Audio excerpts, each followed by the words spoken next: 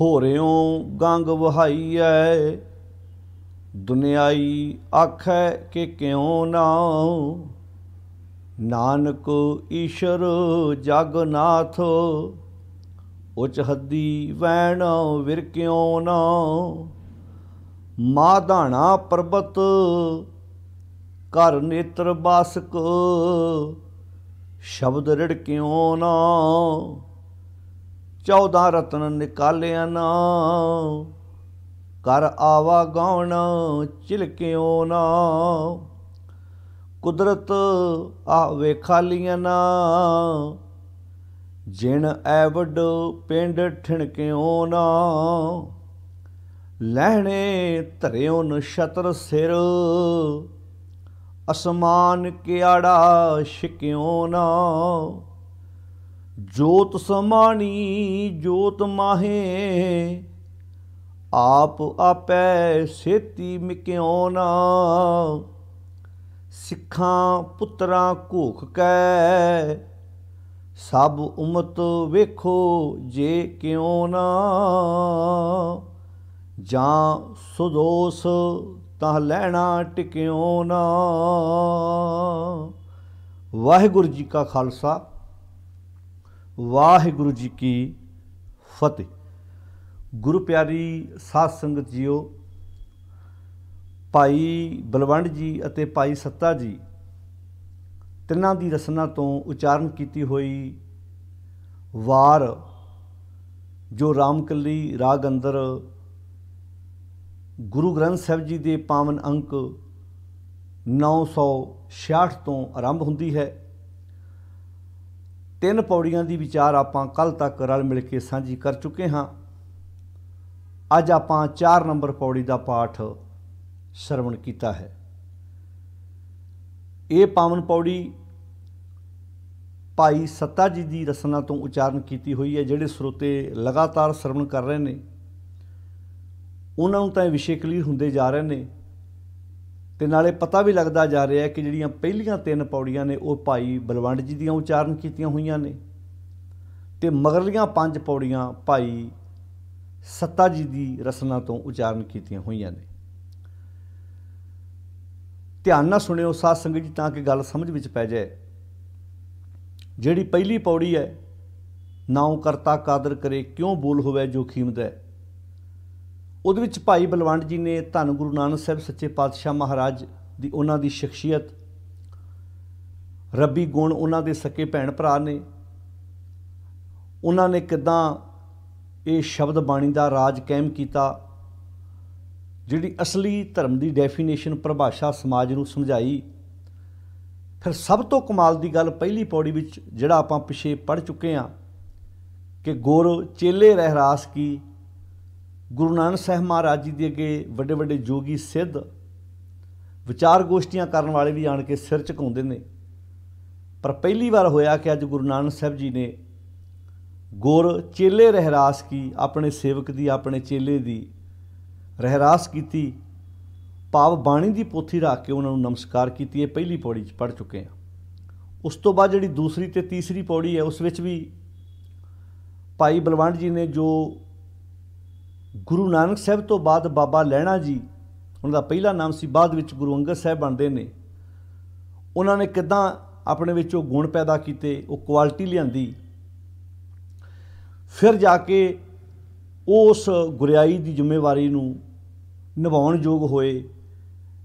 ਤੋ ਇਹ ਗੱਲ ਬਹੁਤ ਸੋਹਣੇ ਤਰੀਕੇ ਨਾਲ, ਇਹ ਜਿੱਥੇ ਰੱਬੀ ਉਸਤਤ ਉਸ ਮਾਲਕ ਦੀ ਮਹਿਮਾ ਦੀ ਗੱਲ ਹੋ ਰਹੀ ਹੈ, ਉੱਥੇ ਨਾਲ ਨਾਲ ਸਾਨੂੰ ਇਹਨਾਂ ਪੌੜੀਆਂ ਵਿੱਚੋਂ ਗੁਰਿਆਈ ਵਕਤ ਦਾ ਇਤਿਹਾਸ ਵੀ ਜਿਹੜਾ ਹੈ ਉਹ ਝਲਕਦਾ ਹੈ ਵੀ ਉੱਥੇ ਕਿੱਦਾਂ ਘਟਨਾ ਵਾਪਰੀ, ਕਿੱਦਾਂ ਗੁਰੂ ਪਾਤਸ਼ਾਹ ਆਪਣੇ ਤੋਂ ਬਾਅਦ ਉਹ ਬਾਬਾ ਲਹਿਣਾ ਜੀ ਨੂੰ ਇਹ ਸਾਰੀ ਜ਼ਿੰਮੇਵਾਰੀ ਦੇ ਰਹੇ ਨੇ। ਅਤੇ ਐਵੇਂ ਨਹੀਂ, ਪਹਿਲਾਂ ਉਹਨਾਂ ਘੂਖਿਆ, ਪਰਖਿਆ, ਟਣਕਾ ਕੇ ਵੇਖਿਆ। ਤੋ ਸਾਧ ਸੰਗਤ ਜੀ, ਇਹ ਜਿਹੜੀ ਪਹਿਲੀ ਪੌੜੀ ਗੁਰੂ ਨਾਨਕ ਸਾਹਿਬ ਜੀ ਦੇ ਨਾਲ ਸੰਬੰਧਿਤ ਹੈ। ਮਗਰਲੀਆਂ ਜਿਹੜੀਆਂ 3 ਪੌੜੀਆਂ ਨੇ ਉਸ ਤੋਂ ਬਾਅਦ ਦੂਜੀ, ਤੀਜੀ ਅਤੇ ਚੌਥੀ, ਇਹਦੇ ਵਿੱਚ ਬਾਬਾ ਲਹਿਣਾ ਜੀ ਗੁਰੂ ਨਾਨਕ ਸਾਹਿਬ ਸੱਚੇ ਪਾਤਸ਼ਾਹ ਜਦੋਂ ਗੁਰਿਆਈ ਦਿੰਦੇ ਨੇ ਉਹ ਸਾਰਾ ਘਟਨਾਕ੍ਰਮ ਦਾ ਜ਼ਿਕਰ ਕੀਤਾ ਹੋਇਆ ਹੈ। ਇਸ ਤੋਂ ਬਾਅਦ ਜਿਹੜੀ ਅੱਗੇ 5 ਨੰਬਰ ਪੌੜੀ ਆਉਣੀ ਹੈ, ਜਦੋਂ ਆਪਾਂ ਧਿਆਨ ਨਾਲ ਪੜ੍ਹਾਂਗੇ ਸਮਝ ਆ ਜਾਏਗੀ ਸਾਨੂੰ ਕਿ ਕਿੰਨੇ ਸੋਹਣੇ ਤਰੀਕੇ ਨਾਲ ਫਿਰ ਉਸ ਵਿਚਾਰ ਨੂੰ ਅੱਗੇ ਪੇਸ਼ ਕੀਤਾ ਹੈ। ਗੁਰੂ ਅੰਗਦ ਸਾਹਿਬ ਸੱਚੇ ਪਾਤਸ਼ਾਹ ਮਹਾਰਾਜ ਜਦੋਂ ਇਸ ਜ਼ਿੰਮੇਵਾਰੀ ਨੂੰ ਚੱਕਦੇ ਨੇ, ਕਿੱਦਾਂ ਉਹਨਾਂ ਦੇ ਜੀਵਨ ਵਿੱਚ ਤਬਦੀਲੀ ਆਉਂਦੀ ਹੈ ਅਤੇ ਕਿੱਦਾਂ ਉਹਨਾਂ ਨੇ ਇਹ ਸਾਰੀ ਜ਼ਿੰਮੇਵਾਰੀ ਨੂੰ ਬਹੁਤ ਸੋਹਣੇ ਤਰੀਕੇ ਨਾਲ ਨਿਭਾਇਆ ਹੈ। 6 ਨੰਬਰ ਪੌੜੀ ਜਿਹਦੇ ਵਿੱਚ ਗੁਰੂ ਅਮਰਦਾਸ ਪਾਤਸ਼ਾਹ ਮਹਾਰਾਜ ਵਰਗੀ ਸ਼ਖਸੀਅਤ ਦਾ ਜ਼ਿਕਰ ਹੈ। 7 ਨੰਬਰ ਪੌੜੀ ਵਿੱਚ ਗੁਰੂ ਰਾਮਦਾਸ ਪਿਤਾ ਮਹਾਰਾਜ ਜੀ ਅਤੇ 8 ਨੰਬਰ ਪੌੜੀ ਵਿੱਚ ਗੁਰੂ ਪੰਜਵੇਂ ਪਾਤਸ਼ਾਹ ਮਹਾਰਾਜ ਜੀ ਦੇ ਜੋ ਉਹਨਾਂ ਦੀ ਸ਼ਖਸੀਅਤ, ਜੋ ਉਹਨਾਂ ਦਾ ਸਮਾਜ ਨੂੰ ਸਭ ਤੋਂ ਵੱਡੀ ਉਹਨਾਂ ਦੀ ਦੇਣ ਸੀ, ਉਹ ਸਾਰੀ ਗੱਲ ਨੂੰ ਬਹੁਤ ਸੋਹਣੇ ਤਰੀਕੇ ਨਾਲ ਭਾਈ ਸੱਤਾ ਜੀ ਨੇ ਬਿਆਨ ਕੀਤਾ ਹੈ। ਤਾਂ ਖੈਰ ਜਿਹੜੀ ਆਪਾਂ ਅੱਜ 4 ਨੰਬਰ ਪੌੜੀ ਵਿੱਚ ਵਿਚਾਰ ਰਲ ਮਿਲ ਕੇ ਸਾਂਝੀ ਕਰ ਰਹੇ ਹਾਂ, ਜਿਸ ਵਿੱਚ ਭਾਈ ਸੱਤਾ ਜੀ ਨੇ ਗੱਲ ਬੜੀ ਕਮਾਲ ਦੀ ਕੀਤੀ। ਕਹਿੰਦੀ ਹੋਰਿਓਂ ਗੰਗ ਵਹਾਈਐ ਦੁਨਿਆਈ ਆਖੈ ਕਿ ਕਿਉਂ। ਹੁਣ ਗੰਗਾ ਦਾ ਉਲਟੇ ਬੰਨੇ ਵਹਿਣਾ, ਇਹ ਗੱਲ ਬੜੀ ਵੱਡੀ ਹੈ ਜਿਹੜੀ ਭਾਈ ਸੱਤਾ ਜੀ ਨੇ ਬਿਆਨ ਕੀਤੀ ਹੈ, ਕਿਉਂਕਿ ਕਿਸੇ ਨੇ ਸੋਚਿਆ ਨਹੀਂ ਸੀ ਇੱਦਾਂ ਹੋਏਗਾ। ਕਿਉਂਕਿ ਆਮ ਸਮਾਜ ਵਿੱਚ ਇਹ ਗੱਲ ਲੋਕ ਰਾਏ ਸੀ ਵੀ ਗੁਰੂ ਨਾਨਕ ਸਾਹਿਬ ਤੋਂ ਬਾਅਦ ਜ਼ਿੰਮੇਵਾਰੀ ਤੇ ਉਹਨਾਂ ਦੇ ਬੇਟੇ ਹੀ ਚੱਕਣਗੇ। ਹੁਣ ਜੇ ਇਹ ਗੱਲ ਸਾਰਿਆਂ ਦੇ ਦਿਮਾਗ 'ਚ ਹੁੰਦੀ ਵੀ ਗੁਰੂ ਨਾਨਕ ਸਾਹਿਬ ਜੀ ਇਹ ਜ਼ਿੰਮੇਵਾਰੀ ਕਿਸੇ ਨੂੰ ਵੀ ਦੇ ਸਕਦੇ ਆ, ਫਿਰ ਉਲਟੀ ਗੰਗਾ ਵਹਿਣ ਵਾਲੀ ਤੇ ਗੱਲ ਹੋਣੀ ਨਹੀਂ ਸੀ। ਇੱਥੇ ਜਿਹੜਾ ਸ਼ਬਦ ਵਰਤਿਆ ਬੜਾ ਵਿਚਾਰ ਮੰਗਦਾ ਵੀ ਜਿਹੜੀ ਉਲਟੀ ਗੰਗਾ ਵਹਿਣ ਵਾਲੀ ਗੱਲ, ਇਹਦਾ ਅਰਥ ਸਾਰਿਆਂ ਦੇ ਦਿਮਾਗ ਵਿੱਚ ਇੱਕ ਗੱਲ ਬੈਠੀ ਹੋਈ ਸੀ ਵੀ ਗੁਰੂ ਨਾਨਕ ਸਾਹਿਬ ਤੋਂ ਬਾਅਦ ਜ਼ਿੰਮੇਵਾਰੀ ਉਹਨਾਂ ਦੇ ਬੇਟੇ ਲਖਮੀ ਦਾਸ ਜਾਂ ਸ੍ਰੀ ਚੰਦ ਹੀ ਚੱਕਣਗੇ। ਪਰ ਜੋ ਆਮ ਲੋਕਾਂ ਦੇ ਦਿਮਾਗ ਵਿੱਚ ਸੀ, ਬਿਲਕੁਲ ਉਸ ਤੋਂ ਉਲਟ ਕੰਮ ਗੁਰੂ ਨਾਨਕ ਸਾਹਿਬ ਜੀ ਨੇ ਕਰਕੇ ਵਿਖਾਇਆ, ਵੀ ਕਿਸੇ ਨੇ ਸੋਚਿਆ ਵੀ ਨਹੀਂ ਸੀ। ਇਹਦਾ ਅਰਥ ਕਿਤੇ ਨਾ ਕਿਤੇ ਪਹਿਲੀ ਗੱਲ ਤੇ ਇਹ ਗੱਲ ਸਮਝਣਾ ਧਿਆਨ ਨਾਲ ਸਾਧ ਸੰਗਤ ਜੀ, ਇਹ ਜਿਹੜਾ ਸ਼ਬਦ ਵਰਤਿਆ ਹੋਰਿਓਂ ਗੰਗ ਵਹਾਈਐ ਦੁਨਿਆਈ। ਹੁਣ ਦੁਨਿਆਈ ਦਾ ਅਰਥ ਦੁਨੀਆ ਜਿਹੜੀ ਹੈ, ਲੋਕ ਜਿਹੜੇ ਨੇ ਆਖੈ, ਉਹ ਆਖ ਰਹੇ ਨੇ ਕਿ ਕਿਉਂ, ਵੀ ਇਹ ਕੀ ਹੋ ਗਿਆ। ਹੁਣ ਇਹ ਕੀ ਹੋ ਗਿਆ, ਇਹਦਾ ਅਰਥ ਵੀ ਉਹਨਾਂ ਨੇ ਇੱਦਾਂ ਸੋਚਿਆ ਨਹੀਂ ਸੀ ਜੋ ਹੋਇਆ ਉੱਥੇ। ਉਹਨਾਂ ਦੇ ਦਿਮਾਗ 'ਚ ਸ੍ਰੀ ਚੰਦ ਹੈ, ਉਹਨਾਂ ਦੇ ਦਿਮਾਗ 'ਚ ਲਖਮੀ ਦਾਸ ਹੈ। ਹੁਣ ਇਸ ਗੱਲ ਨੂੰ ਧਿਆਨ ਨਾਲ ਸਮਝਣ ਦੀ ਲੋੜ ਹੈ। ਗੁਰੂ ਨਾਨਕ ਸਾਹਿਬ ਦੇ ਦੋਨੋਂ ਸਾਹਿਬਜ਼ਾਦੇ ਨੇ, ਲਖਮੀ ਦਾਸ ਅਤੇ ਸ੍ਰੀ ਚੰਦ। ਹੁਣ ਸ੍ਰੀ ਚੰਦ ਦੀ ਮਾਤਰਾ ਬਾਣੀ ਹੈ ਜਿਹੜੀ ਭਾਵੇਂ ਆਪਾਂ ਹੂ-ਬ-ਹੂ ਨਹੀਂ ਕਹਿ ਸਕਦੇ, ਪਰ ਬਹੁਤ ਨੇੜੇ ਹੈ ਬਾਣੀ ਦੇ। ਜਦੋਂ ਉਹ ਪ੍ਰਚਾਰ ਕਰਦੇ, ਸ੍ਰੀ ਚੰਦ ਨੇ ਲੰਬਾ ਟਾਈਮ ਜਿਹੜਾ ਵਾ ਉਹਨਾਂ ਨੇ ਬਾਣੀ ਦਾ ਪ੍ਰਚਾਰ ਵੀ ਆਪਣੇ ਤਰੀਕੇ ਨਾਲ ਕੀਤਾ। ਐਸਾ ਨਹੀਂ ਵੀ ਉਹਨਾਂ ਵਿੱਚ ਸਾਰੇ ਔਗਣ ਹੀ ਸੀ, ਬੜੇ ਗੁਣ ਸੀ ਉਹਨਾਂ ਵਿੱਚ, ਜ਼ਿੰਮੇਵਾਰੀ ਨਿਭਾ ਰਹੇ ਨੇ ਸਾਰੇ ਤਰੀਕੇ ਨਾਲ। ਪਰ ਜਿਹੜਾ ਸ੍ਰੀ ਚੰਦ ਦਾ ਰੂਪ ਆਪਾਂ ਫੋਟੋਆਂ 'ਚ ਵੇਖ ਰਹੇ ਹਾਂ, ਉਹ ਬਿਲਕੁਲ ਵਿਰੋਧੀਆਂ ਵੱਲੋਂ ਪ੍ਰਚਾਰਿਆ ਗਿਆ। ਉਹਨੂੰ ਸਾਖਸ਼ਾਤ ਰੂਪ 'ਚ, ਹੁਣ ਜੇ ਤੇ ਗੁਰੂ ਨਾਨਕ ਸਾਹਿਬ ਦਾ ਪੁੱਤਰ ਕਹਿ ਕੇ ਪੇਸ਼ ਕਰਦੇ, ਉਹ ਗੱਲ ਨਹੀਂ ਸੀ ਬਣਨੀ। ਤੁਸੀਂ ਨੋਟ ਕਰਿਓ, ਉਹਨੂੰ ਗੁਰੂ ਨਾਨਕ ਸਾਹਿਬ ਦਾ ਪੁੱਤਰ ਕਹਿ ਕੇ ਪੇਸ਼ ਕਰਨ ਵਾਲੇ ਬੰਨੇ ਘੱਟ ਜ਼ੋਰ ਲੱਗਾ, ਉਹਨੂੰ ਭਗਵਾਨ ਬਣਾ ਕੇ ਪੇਸ਼ ਕੀਤਾ ਜਾ ਰਿਹਾ। ਤੁਸੀਂ ਵੇਖੋ ਵੀ ਸ੍ਰੀ ਚੰਦ ਭਗਵਾਨ ਸ਼ਬਦ ਕਹਿ ਕੇ ਸੰਬੋਧਨ ਕੀਤਾ ਜਾਂਦਾ, ਜਿਹੜੇ ਉਹਦੇ ਗਾੜੀ ਉਹਨਾਂ ਦੇ ਨਾਂ 'ਤੇ ਅੱਗੇ ਪੈਰੋਕਾਰ ਬਣੇ ਹੋਏ ਨੇ। ਫਿਰ ਉਹਨਾਂ ਨੂੰ ਲਗੋਟ ਬੰਨ੍ਹ ਦਿੱਤਾ ਜਾਂ ਜੜਾਵਾਂ ਦੀ ਗੱਲ ਕਰ ਦਿੱਤੀ। ਹੁਣ ਬਿਲਕੁਲ ਵਿਰੋਧੀ ਲਿਆ ਕੇ ਪੇਸ਼ ਕੀਤਾ। ਜਦੋਂ ਪੁੱਤਰੀ ਕੌਲ ਨਾ ਪਾਲਿਓ ਕਰ ਪੀਰੋਂ ਕੰਨ ਮੁਰਟੀਏ ਸ਼ਬਦ ਇੱਥੇ ਭਾਈ ਬਲਵੰਡ ਜੀ ਵਰਤ ਰਹੇ ਨੇ, ਤਾਂ ਉਹਦਾ ਅਰਥ ਸਿਰਫ ਇੰਨਾ ਸੀ ਵੀ ਜਦੋਂ ਗੁਰੂ ਨਾਨਕ ਸਾਹਿਬ ਜੀ ਨੇ ਬਾਬਾ ਲਹਿਣਾ ਜੀ ਨੂੰ ਗੁਰਿਆਈ ਬਖਸ਼ਿਸ਼ ਕੀਤੀ ਹੈ, ਇਹ ਜ਼ਿੰਮੇਵਾਰੀ ਦਿੱਤੀ ਹੈ, ਤੇ ਆਖਿਆ ਪੁੱਤਰ ਜੀ ਤੁਸੀਂ ਵੀ ਨਮਸਕਾਰ ਕਰੋ, ਉੱਥੇ ਸ੍ਰੀ ਚੰਦ ਅਤੇ ਲਖਮੀ ਦਾਸ ਉੱਠ ਕੇ ਪਾਸੇ ਚਲੇ ਗਏ, ਉਹਨਾਂ ਸਿਰ ਨਹੀਂ ਝੁਕਾਇਆ। ਗੁਰੂ ਦਾ ਕਿਹੜਾ ਕੌਲ ਨਹੀਂ ਮੰਨਿਆ ਵੀ ਬਾਬਾ ਲਹਿਣਾ ਜੀ ਨੂੰ ਜਦੋਂ ਗੁਰਿਆਈ ਦਿੱਤੀ ਉਹ ਕੌਲ ਨਹੀਂ ਮੰਨਿਆ। ਇਹਦਾ ਅਰਥ ਨਹੀਂ ਸੀ ਕਿ ਬਾਕੀ ਉਹਨਾਂ ਵਿੱਚ ਕੋਈ ਗੁਣ ਨਹੀਂ ਸੀ। ਹੋ ਸਕਦਾ ਬਾਕੀ ਸਾਰਾ ਸਿੱਖੀ ਸਿਧਾਂਤਾਂ ਦੇ ਨੇੜੇ ਹੋਣ, ਬਸ ਆਹ ਗੱਲ ਜਿਹੜੀ ਗੁਰੂ ਨਾਨਕ ਸਾਹਿਬ ਜੀ ਪੁੱਤਰੀ ਕੌਲ ਨਾ ਪਾਲਿਓ ਕਰ ਪੀਰੋਂ ਕੰਨ ਮਰਟੀਆ, ਆਪਣੇ ਪੀਰ ਵੱਲੋਂ ਆਪਣੇ ਗੁਰੂ ਵੱਲੋਂ ਉਹਨਾਂ ਨੇ ਪਾਸਾ ਵੱਟ ਲਿਆ, ਉਹ ਗੱਲ ਮੰਨੀ ਨਹੀਂ। ਗੁਰੂ ਦੇ ਇਸੇ ਕਰਕੇ ਸ਼ਬਦ ਵਰਤਿਆ ਵੀ ਚੰਦਨ ਵਾਸ ਨਾ ਵਾਸ ਭਾਇਆ, ਜਿਹੜੀ ਗੱਲ ਭਾਈ ਗੁਰਦਾਸ ਨੇ ਲਿਖੀ ਵੀ ਗੁਰੂ ਚੰਦਨ ਦੇ ਕੋਲ ਇਹ ਸੁਗੰਧੀ ਨਾ ਲੈ ਸਕੇ। ਹੁਣ ਇਹ ਬੜਾ ਇੱਕ ਇਹਦਾ ਅਰਥ ਬੜੀ ਮੇਜਰ ਗਲਤੀ ਸੀ। ਇਹ ਨਹੀਂ ਆਪਾਂ ਕਹਦੇ ਬੜੀ ਮੇਜਰ ਗਲਤੀ ਸੀ, ਬੜੀ ਵੱਡੀ ਗਲਤੀ ਸੀ ਜਿਹੜਾ ਗੱਲ ਇੱਥੇ ਭਾਈ ਬਲਵੰਡ। ਹੁਣ ਇੱਕ ਰਵਾਬੀ ਭਾਈ ਬਲਵੰਡ ਤੇ ਭਾਈ ਸੱਤਾ ਜੀ ਜਦੋਂ ਗੁਰੂ ਦਰਬਾਰ 'ਚ ਪੁੱਤਰੀ ਕੌਲ ਨਾ ਪਾਲਿਓ ਇਹ ਉਚਾਰਨ ਕਰ ਰਹੇ ਆ, ਇਹਦਾ ਅਰਥ ਇਹ ਬਹੁਤ ਵੱਡੀ ਗੱਲ ਸੀ। ਤਾਂ ਕਿਹਾ ਵੀ ਪੁੱਤਰਾਂ ਨੇ ਕੌਲ ਨਹੀਂ ਪਾਲਿਆ, ਗੁਰੂ ਦੀ ਗੱਲ ਮੰਨੀ ਨਹੀਂ ਹੈ। ਕਿਹੜੀ ਗੱਲ ਨਹੀਂ ਮੰਨੀ? ਜਦੋਂ ਗੁਰੂ ਨਾਨਕ ਸਾਹਿਬ ਜੀ ਨੇ ਗੁਰੂ ਅੰਗਦ ਸਾਹਿਬ ਜੀ ਨੂੰ ਇਹ ਗੱਲ ਕਿਹਾ ਵੀ ਅੱਜ ਤੋਂ ਬਾਅਦ ਤੁਸੀਂ ਗੁਰੂ ਅੰਗਦ ਸਾਹਿਬ ਜੀ ਦੇ ਅੱਗੇ ਉਹਨਾਂ ਜਿਹੜੀ ਬਾਣੀ ਦੀ ਪੋਥੀ ਰੱਖ ਕੇ ਸਿਰ ਝੁਕਾਇਆ, ਤੁਸੀਂ ਵੀ ਝੁਕਾਓ। ਫਿਰ ਉਸ ਤੋਂ ਬਾਅਦ ਜਦੋਂ ਦਾਤੂ ਦਾਸੂ ਦੀ ਗੱਲ ਆਉਂਦੀ ਹੈ, ਹੁਣ ਮੋਹਰੀ ਤੇ ਮੰਨ ਗਿਆ ਪਰ ਮੋਹਣ ਨਹੀਂ ਮੰਨਿਆ। ਉੱਥੇ ਮੋਹਣ ਕਮਲਾ ਹੋਆ ਵੀ ਭਾਈ ਗੁਰਦਾਸ ਜੀ ਨੇ ਲਿਖਿਆ। ਉਹ ਵੱਖਰੀ ਗੱਲ ਹੈ ਕਿ ਸਾਡੇ ਸਾਖੀਕਾਰ ਮੋਹਣ ਕੋਲ ਵੀ ਪੋਥੀਆਂ ਲੈਣ ਵਾਸਤੇ ਗੁਰੂ ਅਰਜਨ ਸਾਹਿਬ ਨੂੰ ਭੇਜਦੇ, ਜਿਹੜੀਆਂ ਸਾਖੀਆਂ ਬਿਲਕੁਲ ਹੀ ਮਨਮਤ ਵਾਲੇ ਬੰਨੇ ਲੈ ਕੇ ਜਾਂਦੀਆਂ, ਜਿਹੜੀਆਂ ਸਹੀ ਨਹੀਂ ਹੈਗੀਆਂ, ਉਹ ਆਪਾਂ ਸਮਾਂ ਬਣਿਆ ਤੇ ਫਿਰ ਵਿਚਾਰ ਕਰਾਂਗੇ। ਤਾਂ ਇਹ ਸਿਰਫ ਕੀ ਜੋ ਸ੍ਰੀ ਚੰਦ ਦਾ ਰੂਪ ਪੇਸ਼ ਕੀਤਾ ਜਾ ਰਿਹਾ ਵੀ ਉਹ ਲਗੋਟ ਇਹ ਤੇ ਵਿਰੋਧੀਆਂ ਵੱਲੋਂ ਪ੍ਰਚਾਰਿਆ ਗਿਆ ਵੀ ਗੁਰੂ ਨਾਨਕ ਸਾਹਿਬ ਜੀ ਦੇ ਸਾਹਮਣੇ ਬੈਠ ਕੇ ਉਹਦੇ ਨਾਲ ਕਰਤਾਰਪੁਰ ਸਾਹਿਬ ਦੀ ਧਰਤੀ ਤੇ ਹੱਥ ਨਾਲ ਹੱਥ ਵੀ ਵਟਾਉਂਦੇ ਨੇ, ਉਹ ਕੰਮ ਵੀ ਕਰਦੇ ਨੇ ਜਿਹੜਾ ਉਹਨਾਂ ਦੀਆਂ ਜ਼ਿੰਮੇਵਾਰੀਆਂ ਨਿਭਾ ਰਹੇ ਨੇ। ਹੋ ਸਕਦਾ ਬਾਕੀ ਸਾਰੇ ਸਿਰਫ ਇੱਥੇ ਆਣ ਕੇ ਉਹਨਾਂ ਦੇ ਦਿਮਾਗ 'ਚ ਵੀ ਹੋਏਗਾ ਵੀ ਇਹ ਗੁਰਿਆਈ ਦੀ ਜ਼ਿੰਮੇਵਾਰੀ ਮੈਨੂੰ ਮਿਲਣੀ ਹੈ, ਜਦੋਂ ਨਹੀਂ ਮੰਨੀ ਤੇ ਫਿਰ ਉਹ ਪਾਸਾ ਵੱਟ ਕੇ ਉੱਥੋਂ। ਇੱਦਾਂ ਹੀ ਦਾਤੂ ਦਾਸੂ ਦੀ ਗੱਲ ਆਉਂਦੀ ਹੈ। ਇਹ ਵੀ ਇਤਿਹਾਸ 'ਚ ਲਿਖਿਆ ਮਿਲਦਾ ਕਿ ਮਾਤਾ ਖੀਵੀ ਜੀ ਨੇ ਫਿਰ ਦਾਤੂ ਤੇ ਦਾਸੂ ਨੂੰ, ਕਿਉਂਕਿ ਗੁਰੂ ਅੰਗਦ ਸਾਹਿਬ ਸੱਚੇ ਪਾਤਸ਼ਾਹ ਦਾ ਜਿਹੜਾ ਪ੍ਰਕਾਸ਼ ਹੈ ਬਾਬਾ ਲਹਿਣਾ ਜੀ ਦਾ, ਉਹ 1504 ਦਾ ਹੈ ਅਤੇ 1552 'ਚ ਉਹ ਜੋਤੀ ਜੋਤ ਸਮਾ ਜਾਂਦੇ ਨੇ। ਅਤੇ ਮਾਤਾ ਖੀਵੀ ਜੀ 1582 ਦੇ ਵਿੱਚ ਉਹ ਅਕਾਲ ਚਲਾਣਾ ਕਰਦੇ ਨੇ। 82 ਵਿੱਚ 30 ਸਾਲ ਲਗਭਗ ਤੁਸੀਂ ਵੇਖੋ ਵੀ, ਜੇ ਆਪਾਂ ਵੇਖੀਏ ਕਿ 30 ਸਾਲ ਬਾਅਦ ਵਿੱਚ ਮਾਤਾ ਖੀਵੀ ਜੀ ਇਸ ਸੰਸਾਰ ਤੋਂ ਜਾਂਦੇ ਨੇ ਗੁਰੂ ਅੰਗਦ ਸਾਹਿਬ ਤੋਂ ਬਾਅਦ। ਅਤੇ ਮਾਤਾ ਖੀਵੀ ਜੀ ਗੁਰੂ ਅੰਗਦ ਸਾਹਿਬ ਤੋਂ 3 ਸਾਲ ਛੋਟੇ ਨੇ। 1507 ਵਿੱਚ ਮਾਤਾ ਖੀਵੀ ਦਾ ਜਨਮ ਹੁੰਦਾ ਹੈ ਅਤੇ 1504 ਵਿੱਚ ਗੁਰੂ ਅੰਗਦ ਸਾਹਿਬ ਦਾ ਜਨਮ ਹੁੰਦਾ ਹੈ। ਇੱਥੋਂ ਤੱਕ ਵੀ ਇਤਿਹਾਸ ਵਿੱਚ ਲਿਖਿਆ ਮਿਲਦਾ ਹੈ ਕਿ ਮਾਤਾ ਖੀਵੀ ਜੀ ਨੇ ਜਦੋਂ ਦਾਤੂ ਦਾਸੂ ਵੀ ਵਿਰੋਧ ਕਰਦੇ ਸੀ, ਉਹ ਵੀ ਨਹੀਂ ਸੀ ਗੁਰੂ ਅਮਰਦਾਸ ਮਹਾਰਾਜ ਜੀ ਦੇ ਅੱਗੇ, ਉਹਨਾਂ ਵੀ ਸਿਰ ਨਹੀਂ ਝੁਕਾਇਆ। ਜਿਹੜਾ ਪੁੱਤਰੀ ਕੌਲ ਨਾ ਪਾਲਿਓ ਸ਼ਬਦ ਹੈ ਨਾ, ਇਹ ਉਹਨਾਂ ਦੇ ਉੱਤੇ ਢੁਕਦਾ ਜਿਨ੍ਹਾਂ ਨੇ ਗੁਰੂ ਦੀ ਉਹ ਗੱਲ ਮੰਨ ਕੇ ਸਿਰ ਨਹੀਂ ਝੁਕਾਇਆ। ਹੁਣ ਧਿਆਨ ਨਾਲ ਸੁਣਿਓ ਇਸ ਗੱਲ ਨੂੰ। ਦਾਤੂ ਤੇ ਦਾਸੂ ਨੂੰ ਫਿਰ ਮਾਤਾ ਖੀਵੀ ਜੀ ਸਮਝਾ ਕੇ ਬੜੇ ਪਿਆਰ ਨਾਲ, ਇਹਦਾ ਮਤਲਬ ਮਾਤਾ ਖੀਵੀ ਜੀ ਕੋਈ ਆਮ ਸ਼ਖਸੀਅਤ ਨਹੀਂ ਹਨ, ਕੋਈ ਆਮ ਔਰਤ ਨਹੀਂ ਹਨ ਜਿਨ੍ਹਾਂ ਦਾ ਨਾਂ ਵਾਰ ਵਿੱਚ ਆਉਣਾ ਹੈ, ਜਿਨ੍ਹਾਂ ਦਾ ਨਾਂ ਗੁਰੂ ਗ੍ਰੰਥ ਸਾਹਿਬ ਵਿੱਚ ਆਉਣਾ ਹੈ। ਇਹਦਾ ਅਰਥ ਉਹ ਬੜੀ ਉੱਚੀ ਸੋਚ ਦੇ ਮਾਲਕ ਸਨ ਮਾਤਾ ਖੀਵੀ ਜੀ। ਅਤੇ ਉਹਨਾਂ ਨੇ ਦੋਨਾਂ ਪੁੱਤਰਾਂ ਨੂੰ ਸਮਝਾ ਕੇ ਫਿਰ ਉਹ ਗੁਰੂ ਅਮਰਦਾਸ ਜੀ ਦੇ ਕੋਲ ਆਪ ਲੈ ਕੇ ਆਉਂਦੇ ਨੇ ਮਾਤਾ ਖੀਵੀ ਜੀ। ਤਾਂ ਇਹ ਜਿਹੜਾ ਸ਼ਬਦ ਵਰਤਿਆ ਵੀ, ਕਿਉਂਕਿ ਦਿਮਾਗ 'ਚ ਗੱਲ ਬੈਠੀ ਹੋਈ ਸੀ ਵੀ ਇਹ ਤਾਂ ਪੁੱਤਰਾਂ ਨੂੰ ਹੀ ਮਿਲਣੀ ਹੈ। ਗੁਰੂ ਸਾਹਿਬ ਜੀ ਨੇ ਬਿਲਕੁਲ ਉਸ ਤੋਂ ਉਲਟ ਕੰਮ ਕੀਤਾ ਵੀ ਇਹ ਤਾਂ ਭਾਈ ਇਹ ਕੋਈ ਨਿੱਜੀ ਜਾਇਦਾਦ ਥੋੜ੍ਹੀ ਹੈ, ਇਹ ਤਾਂ ਟਣਕਾ ਕੇ ਵੇਖਣਾ, ਇਹ ਤੇ ਕੋਈ ਮੋਹ ਵਸ ਥੋੜ੍ਹਾ ਕੰਮ ਹੈਗਾ। ਤਾਂ ਦੂਜਾ ਪਾਸਾ ਇਹ ਵੀ ਵੇਖਣਾ ਵੀ ਇਹਦਾ ਅਰਥ ਇਹ ਵੀ ਨਹੀਂ ਤੁਸੀਂ ਕਹਿ ਸਕਦੇ ਵੀ ਜੋ ਅੱਜ ਸ੍ਰੀ ਚੰਦ ਦਾ ਰੂਪ ਪੇਸ਼ ਕੀਤਾ ਜਾ ਰਿਹਾ ਹੈ, ਮਾਫ਼ ਕਰਨਾ ਇਹ ਨਹੀਂ, ਇਹ ਵਿਰੋਧੀਆਂ ਵੱਲੋਂ। ਜਿਵੇਂ ਤੁਸੀਂ ਵੇਖੋ ਬੜਾ ਕੁਝ ਹੈ, ਜੇ ਆਪਾਂ ਇਤਿਹਾਸ ਵਿੱਚ ਵੇਖੀਏ ਤਸਵੀਰਾਂ ਤੇ ਬਣਾਉਣ ਵਾਲੇ ਨੇ। ਹੁਣ ਜਦੋਂ ਤਸਵੀਰਾਂ ਦੀ ਗੱਲ ਕਰਾਂਗੇ ਆਪਾਂ, ਤਸਵੀਰਾਂ ਬਣਾਉਣ ਵਾਲੇ ਤੇ ਗੁਰੂ ਨਾਨਕ ਸਾਹਿਬ ਦੇ ਲਾਗੇ ਗੜਵਾ ਵੀ ਰੱਖ ਦਿੱਤਾ ਹੈ। ਤਸਵੀਰ ਬਣਾਉਣ ਵਾਲੇ ਨੇ ਤੇ ਇੱਕ ਬੰਨੇ ਬਾਲਾ ਵੀ ਬਿਠਾ ਦਿੱਤਾ, ਇੱਕ ਬੰਨੇ ਮਰਦਾਨਾ ਬਿਠਾਤਾ ਹੈ। ਬਲਕਿ ਭਾਈ ਗੁਰਦਾਸ ਜੀ ਲਿਖਦੇ ਨੇ ਕਿ ਇੱਕ ਬਾਬਾ ਕਾਰ ਰੂਪ, ਦੂਜਾ ਰਬਾਬੀ ਮਰਦਾਨਾ। ਜਿਨ੍ਹਾਂ ਦੇ ਕੋਲ ਸਿਰਫ ਭਾਈ ਗੁਰੂ ਨਾਨਕ ਸਾਹਿਬ ਸੱਚੇ ਪਾਤਸ਼ਾਹ ਦੇ ਨਾਲ ਸਿਰਫ ਭਾਈ ਮਰਦਾਨਾ ਜੀ ਨੇ। ਜੇ ਬਾਲਾ ਵੀ ਨਾਲ ਹੋਵੇ ਮੰਨ ਲਓ, ਤੇ ਭਾਈ ਗੁਰਦਾਸ ਜੀ ਨੂੰ ਉਹਨਾਂ ਦਾ ਨਾਂ ਲਿਖਣ 'ਚ ਸਮੱਸਿਆ ਕੀ ਸੀ ਭਲਾ? ਉਹ ਇੱਕ ਬਾਬਾ ਕਾਰ ਰੂਪ, ਦੂਜਾ ਰਬਾਬੀ ਮਰਦਾਨਾ ਨਾਲ ਲਿਖ ਦਿੰਦੇ ਵੀ ਬਾਲਾ ਵੀ ਸੀ। ਪਰ ਫੋਟੋ ਬਣਾਉਣ ਵਾਲੇ ਨੇ, ਕਿਉਂਕਿ ਕੁਦਰਤੀ ਗੱਲ ਹੈ, ਜਿਹੜਾ ਸਾਡੇ ਸਾਹਮਣੇ ਦ੍ਰਿਸ਼ ਆਉਂਦਾ ਨਾ ਉਹ ਸਾਡੇ ਦਿਮਾਗ ਵਿੱਚ ਘਰ ਕਰ ਜਾਂਦਾ। ਜਿਹੜੀ ਪਿਕਚਰ ਹੁੰਦੀ ਹੈ ਨਾ ਉਹ ਬੰਦੇ ਦੇ ਬ੍ਰੇਨ 'ਚ ਘਰ ਕਰ ਜਾਂਦੀ ਹੈ। ਤੁਸੀਂ ਕਈ ਵਾਰੀ ਪੜ੍ਹਿਆ ਭੁੱਲ ਜਾਂਦੇ ਹੋ, ਸੁਣਿਆ ਭੁੱਲ ਜਾਂਦੇ ਹੋ, ਪਰ ਜਿਹੜੀ ਤੁਸੀਂ ਘਟਨਾ ਮੂਵੀ ਦੇ ਰੂਪ 'ਚ ਵੇਖੀ ਹੁੰਦੀ ਹੈ, ਕੋਈ ਤੁਹਾਡੇ ਸਾਹਮਣੇ ਤਸਵੀਰ ਆਉਂਦੀ ਹੈ, ਚਿੱਤਰ ਹੁੰਦਾ ਨਾ ਜਿਹੜਾ, ਉਹ ਘਰ ਕਰ ਜਾਂਦਾ। ਹੁਣ ਬਾਣੀ ਕਾਵ ਰੂਪ 'ਚ ਹੈ, ਅਗਲਿਆਂ ਨੂੰ ਪਤਾ ਸੀ ਇੱਧਰ ਧਿਆਨ ਨਹੀਂ ਜਾਣਾ, ਉਹਨਾਂ ਨੇ ਪਹਿਲਾਂ ਚਿਤਰਿਆ ਹੈ। ਉਹਨਾਂ ਤਸਵੀਰਾਂ ਐਸੀਆਂ ਚਿੱਤਰਤੀਆਂ, ਚਾਹੇ ਉਹ ਗੁਰੂ ਨਾਨਕ ਸਾਹਿਬ ਦੇ ਲਾਗੇ ਗੜਵਾ ਰੱਖਣ ਵਾਲੀ ਗੱਲ ਹੈ, ਇੱਕ ਬੰਨੇ ਬਾਲਾ ਬਿਠਾਉਣ ਵਾਲੀ ਗੱਲ ਹੈ, ਜਾਂ ਸ੍ਰੀ ਚੰਦ ਦੇ ਉਹਨੂੰ ਇੱਦਾਂ ਮਤਲਬ ਇੱਕ ਲੰਗੋਟ ਬੱਧਾ ਵਿਖਾ ਦਿੱਤਾ, ਉਹਦੇ ਸਿਰ 'ਤੇ ਜੜਾਵਾਂ ਵਿਖਾ ਦਿੱਤੀਆਂ।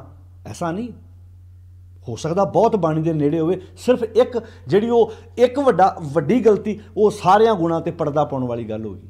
ਕਿਹੜੀ ਸੀ ਭਲਾ? ਉਹ ਇਹ ਸੀ ਕਿ ਜਦੋਂ ਗੁਰੂ ਨਾਨਕ ਸਾਹਿਬ ਨੇ ਆਖਿਆ ਤੁਸੀਂ ਗੁਰੂ ਅੰਗਦ ਸਾਹਿਬ ਜੀ ਦੇ ਅੱਗੇ ਬਾਣੀ ਦੀ ਪੋਥੀ ਰੱਖ ਕੇ ਸਿਰ ਝੁਕਾਇਆ, ਉਹ ਗੱਲ ਨਹੀਂ ਮੰਨੀ। ਅਤੇ ਕਿੱਡੀ ਦਲੇਰੀ ਵਾਲੀ ਗੱਲ ਸੀ ਜਦੋਂ ਇਹ ਗੱਲ ਭਾਈ ਬਲਵੰਡ ਜੀ ਨੇ ਕਿਹਾ ਪੁੱਤਰੀ ਕੌਲ ਨਾ ਪਾਲਿਓ। ਮੈਂ ਕਹਿੰਦਾ ਉੱਥੇ ਗੁਰੂ ਸਾਹਿਬ ਦੀ ਵੀ ਕਿੱਡੀ ਵੱਡੀ ਸ਼ਖਸੀਅਤ ਆ ਵੀ ਉਹਨਾਂ ਦੇ ਆਪਣੇ ਪੁੱਤਰਾਂ ਦੇ ਉਲਟ ਗੱਲ ਜਾ ਰਹੀ ਹੈ, ਪਰ ਸੱਚ ਲਿਖਾ ਰਹੇ ਨੇ।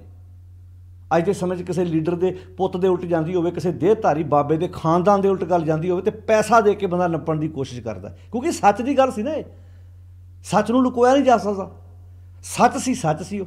ਤਾਂ ਗੁਰੂ ਸਾਹਿਬ ਜੀ ਨੇ ਇਸ ਸੱਚ ਨੂੰ ਨਾਲੇ ਜਿਸ ਅਵਸਥਾ 'ਤੇ ਗੁਰੂ ਸਾਹਿਬ ਪਹੁੰਚ ਚੁੱਕੇ ਆ ਨਾ, ਉੱਥੇ ਪੁੱਤਰ ਵਾਲੀ ਗੱਲ ਤਾਂ ਹੈ ਹੀ ਨਹੀਂ ਵੀ ਇਹ ਮੇਰਾ ਬੇਟਾ, ਇਹ ਮੇਰਾ ਬੇਟਾ ਨਹੀਂ।